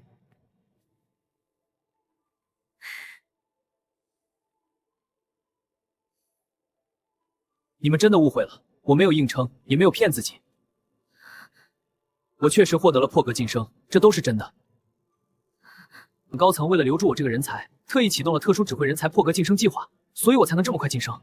法南，你就别再自欺欺人了，高武界从来没有20打西边出来。我今天把话撂在这里，要是你说的是真的，我就把这个灵能茶杯吃下去。既然你们怎么都不信，那我就拿出证据给你们看。灵能身份凭证已经更新好了，上面有我最新的职位和武衔，你们一看便知真假。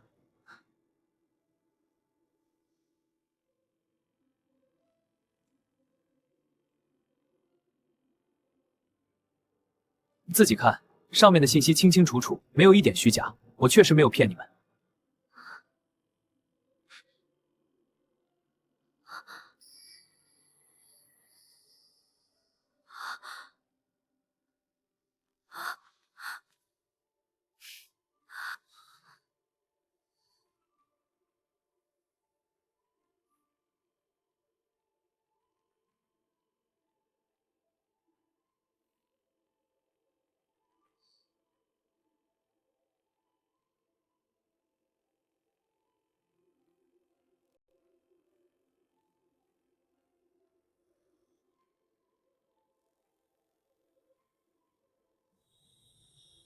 你们自己看，这是青蓝武馆官方下发的灵能身份凭证。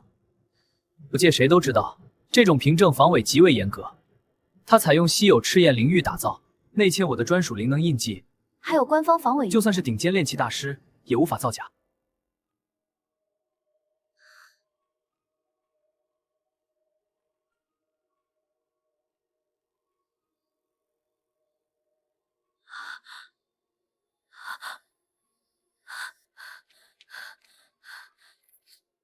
是真的，都是真的。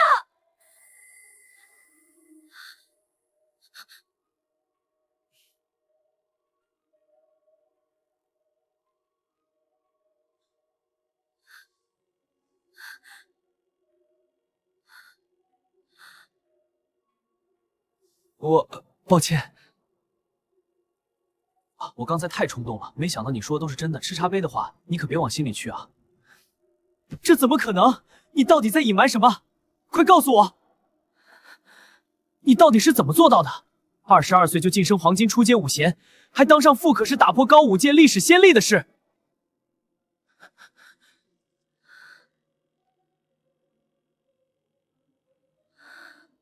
而你直接跃升到副队级核心职位，武贤也突破到了黄金初阶，我们之间的差距实在太大了。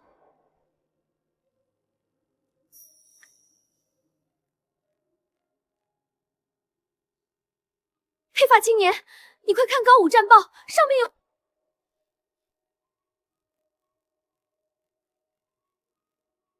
竟然是战术天才，你竟然被高武界授予了个称号。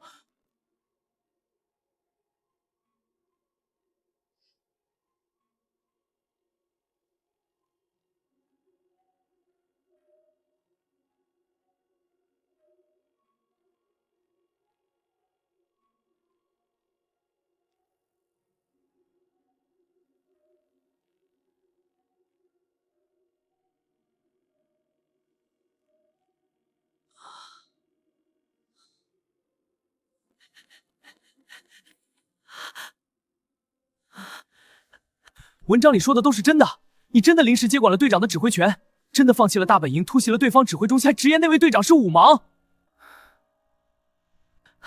你真的带领常规灵能五队击败了装备精良的重装灵能五队，苍狼五队的实力那么强，你到底是怎么制定出这么精妙的战术的？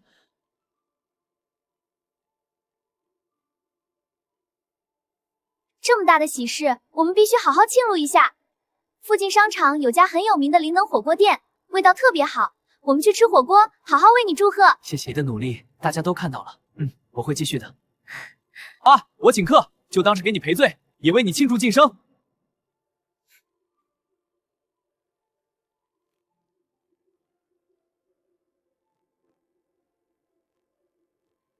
这次演练你是怎么安排的？先基础，再实战。明白。那战术配合呢？太刺激了，队长你太强了，保持警惕。是，那具体流执行。好，大家跟上队长。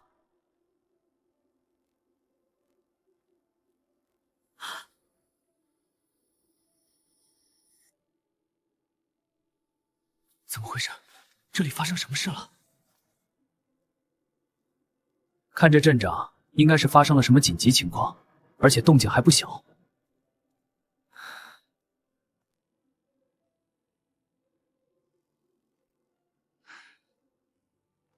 好，我们过去问问，但大家小心一点，不要轻易靠近警戒线，以免发生意外。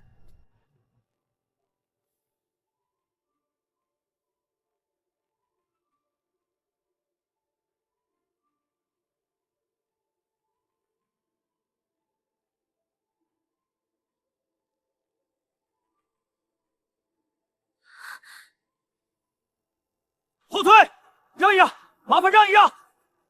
站住！我闭嘴！糟糕极了，我必须过去。我是南边高武联盟某特战大队成员，这几位是我的同学，都是高武武师。我们想了解一下现场的情况。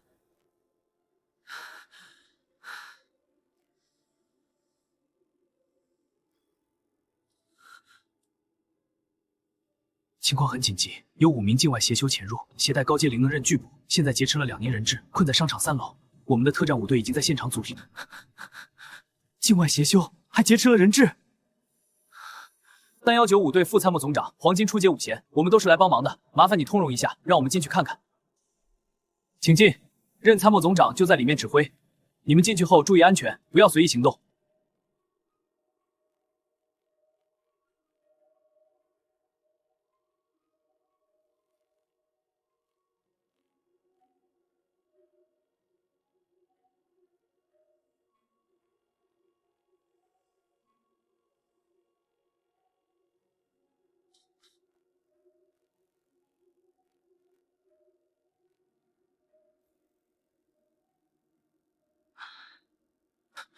谭武师，你怎么来了？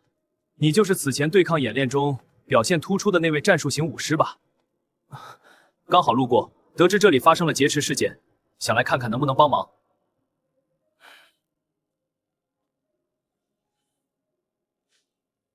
很棘手，这5名境外邪修中，头目曾是境外黑暗武馆的雇佣兵，无人能寻到合适计予以突袭了。一旦贸然行动，人质就会有危险。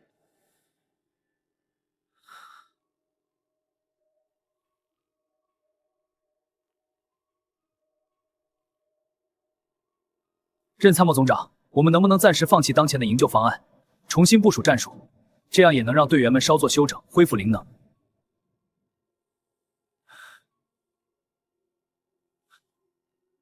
这里是闹市区，聚集了这么多民众，若是不迅速解决此事，不仅会威胁到人质的安全，还会引发官方机构的公信力。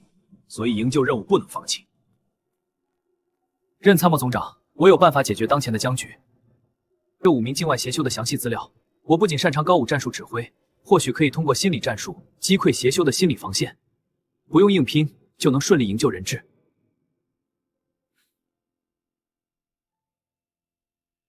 从武校第一角，缺乏实战对峙的经验，这些境外协修狡猾狠毒，我担心你无法应对，万一出了差错，人质就危险了。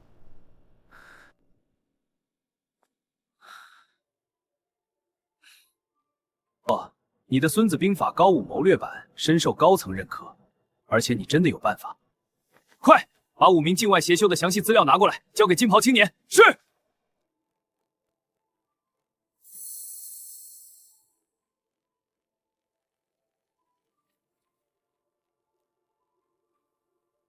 这么详细，你们为什么不采用心理战击溃协修的心理防线？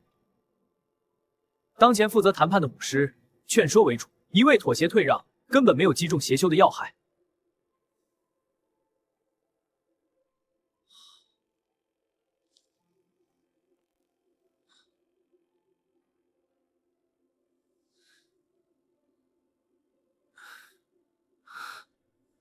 我知道当前的谈判效果不好，但我们也没有更好的办法。擅长心理战的武师十分稀缺，而且没有成熟的战术可借鉴。我来谈判。当前的谈判武师由我亲自与境外协修对峙谈判，同时让现场的灵能狙击手、突击队员以及爆破武师，你都把握顺利解决此事，就立刻发动突袭。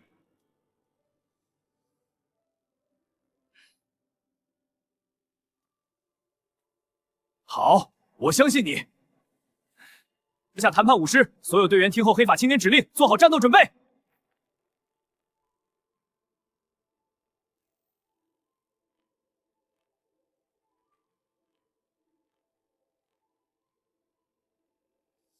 一定要小心啊！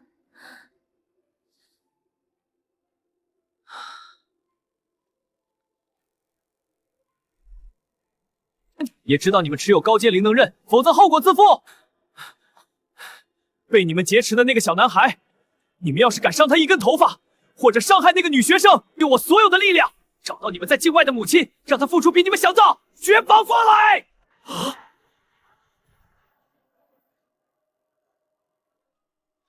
你少在这里唬我！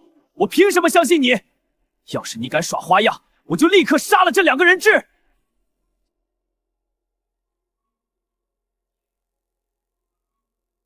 不耍花样，你们一试便知。给你们10分钟时间，立刻释放人质，走出商场投降。若是10分钟后你们还不妥协，就别怪我心狠手辣。哦，我们已经布下了结界，你无处可逃。结界不过是垂死挣扎，你们的灵力在我看来不堪一击，那就来试试看。我们不会让你得逞。注意，危险正在逼近，保持恐慌，但要听从指挥，疏散人群。直播正在进行，信息将实时共享。坚持住，我们必须守住这里。这个年轻人太冲动了吧？是啊，赶紧放缓语气，好好谈判才是正事，别拿人质的生命开玩笑。你们不知道他是谁吗？这是3195队的黑发男人，黄金初阶武贤，之前对抗野灵等5队，硬生生击败了装备旧的正装灵能5。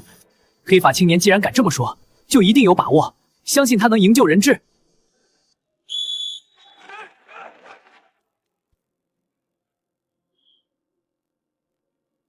我怎么就一时糊涂，同意让黑衣青年负责谈判了？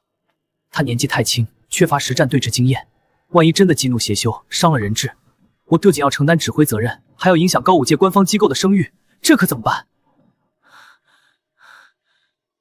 一定要小心，千万别冲动，协修狡猾狠毒，别给他们可乘之机。那个身灰外套男人刚晋升副参谋总长，要是因为这件事出了岔子，希望人质能平安。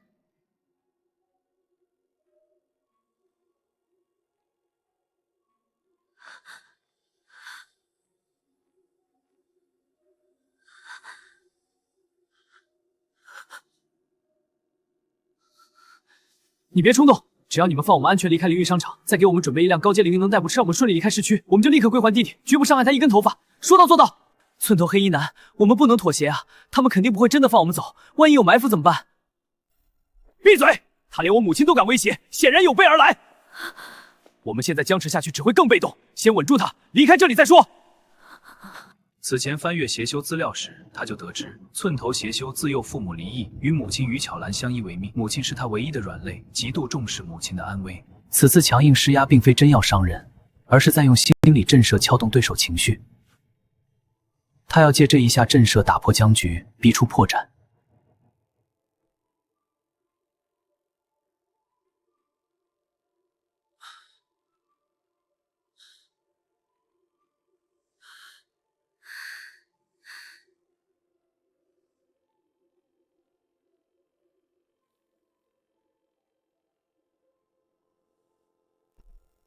我已联合境外高武执法机构抓到你的所有亲信，你最好识相点儿。立刻释放所有人质，束手就擒！记住，只要人质身上掉一根头发，我就立刻小草，绝壁可以试试看。你不能伤害我妈，我警告你，不准碰她一根手指头。太厉害了，精准抓住邪修的软肋，这心理战运用的太到位了。韩参谋总长果然有把握，这下邪修彻底慌了。原来他早就计划好了，先通过强硬喊话吓住邪修，打破僵持局面，再抓住。果然名不虚传，战术高明。我们做好准备，反胜之变。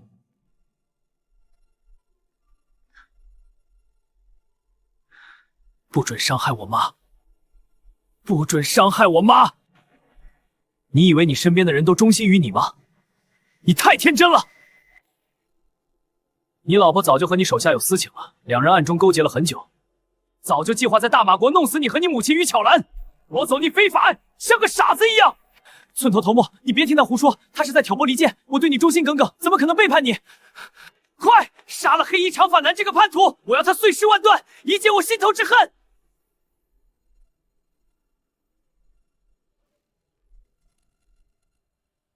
准备行动！一旦确认邪修头目被制服，立刻突袭3楼，营救人质，抓捕剩余邪修。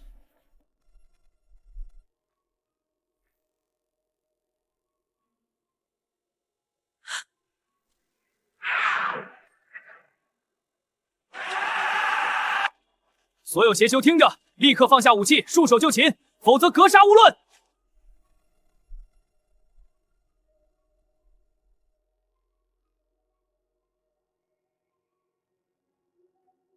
场外，高武界的紧张气息弥漫。南边高武联盟的特战武队已在此潜伏2个多小时，境外邪修的黑灰色灵能。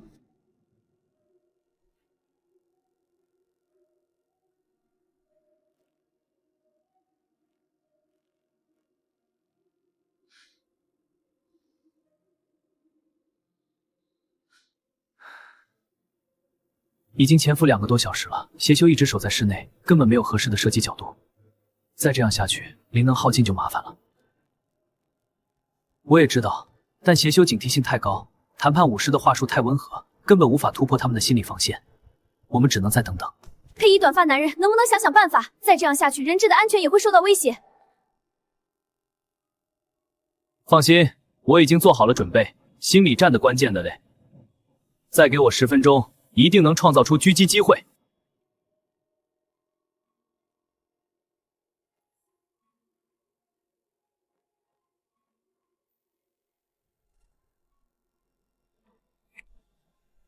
我是3195队参谋，限你们10分钟内释放所有人质，否则我将动用全部力量追究责任，你们的家人也会受到牵连。头目，他这是在威胁我们，要不要先撤离，再做打算？不用，他没有实质性的动作。只是在虚张声势，不过要小心他的后续手段。把邪修的详细资料再给我一份，重点标注他们的软肋。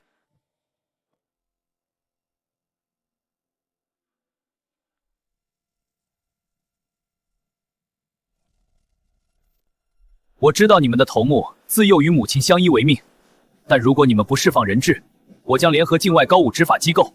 彻底封锁你们的退路！查一下他到底是谁？为什么会知道我的情况？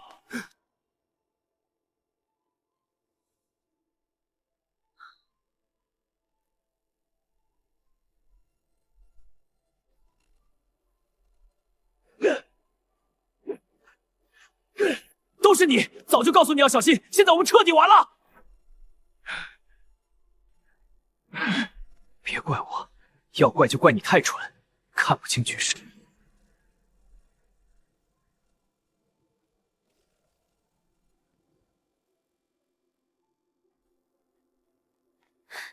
黑衣参谋，你太厉害了，竟然真的用心理战就解决了危机。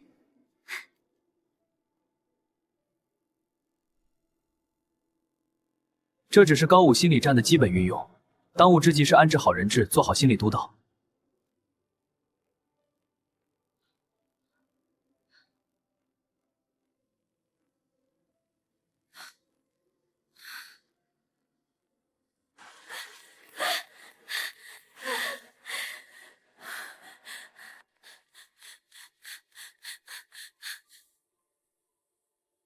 在制定这个营救计划时，你采用个心理战战术，有什么特别的讲究吗？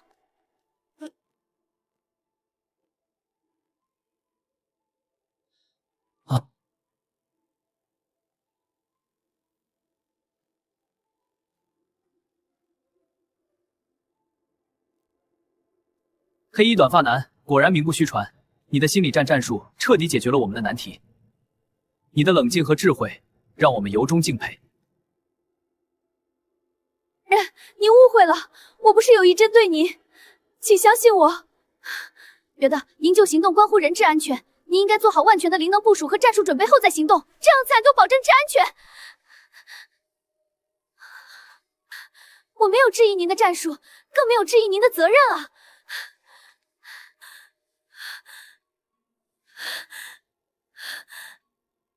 针对我平台记者在凌运商场营救，后续将加强记者管理，杜绝此类事件再次发生。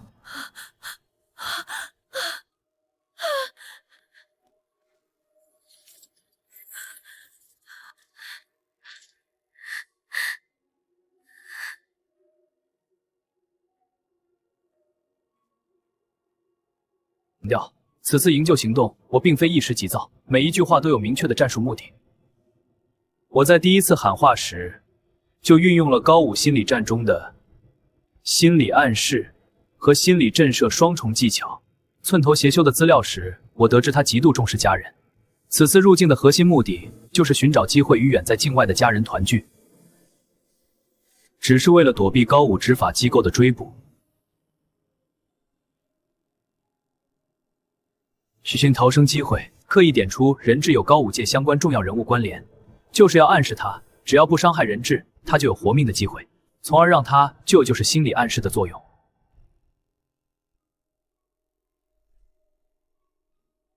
硬的语气，则是为了形成心理震慑，让他意识到我们的决心。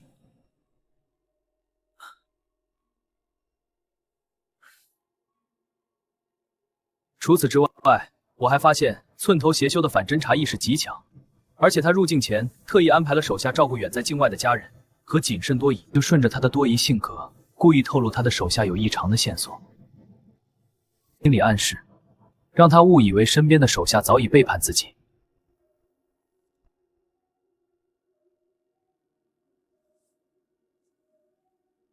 您的高武心理战战术精妙绝伦，远超我的认知，我自愧不如。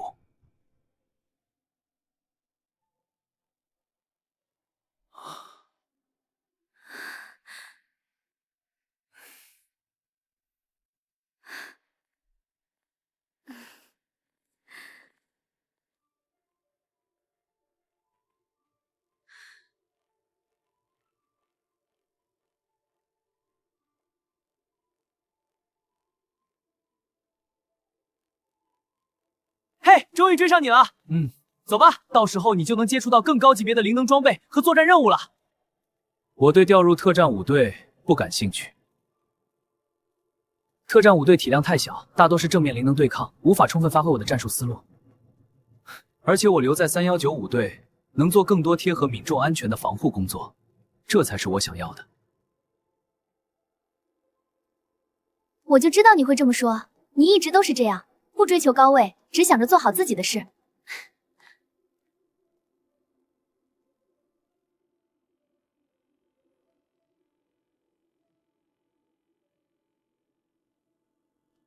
难得啊，年纪轻轻就拥有如此精妙的高武心理战思维，胆识过人，逻辑缜密，堪称高武界的奇才。不，您说的对，当前我们高武界的战术大多局限于灵能对抗、正面厮杀，几乎没有人关注心理战这类战术，就连基础的战术布局都十分少见。他真是高武界难得的人才。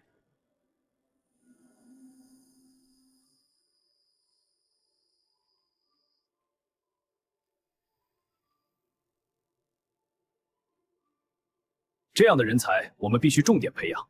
你去跟进一下任洪胜的申请，看看韩风的态度。若是他不愿意调入特战五队，我们也不能。是，盟主，我立刻去跟进。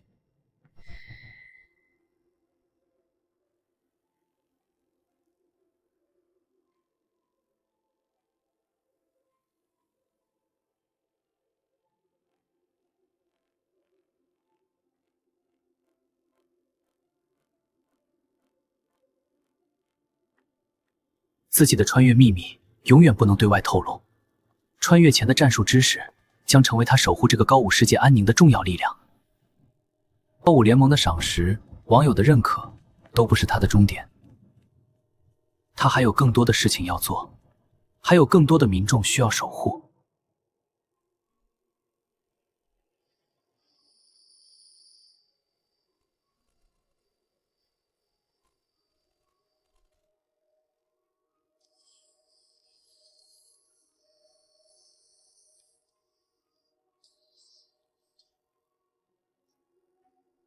韩参谋总长的高武心理战打破了传统灵能对抗的局限，太具实用性了，值得所有武队学习推广。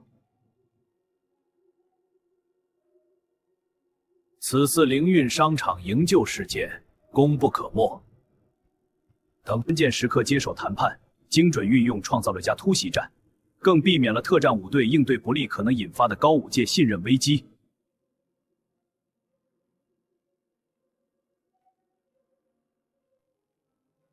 仅用5分钟武技穷一续，这样的人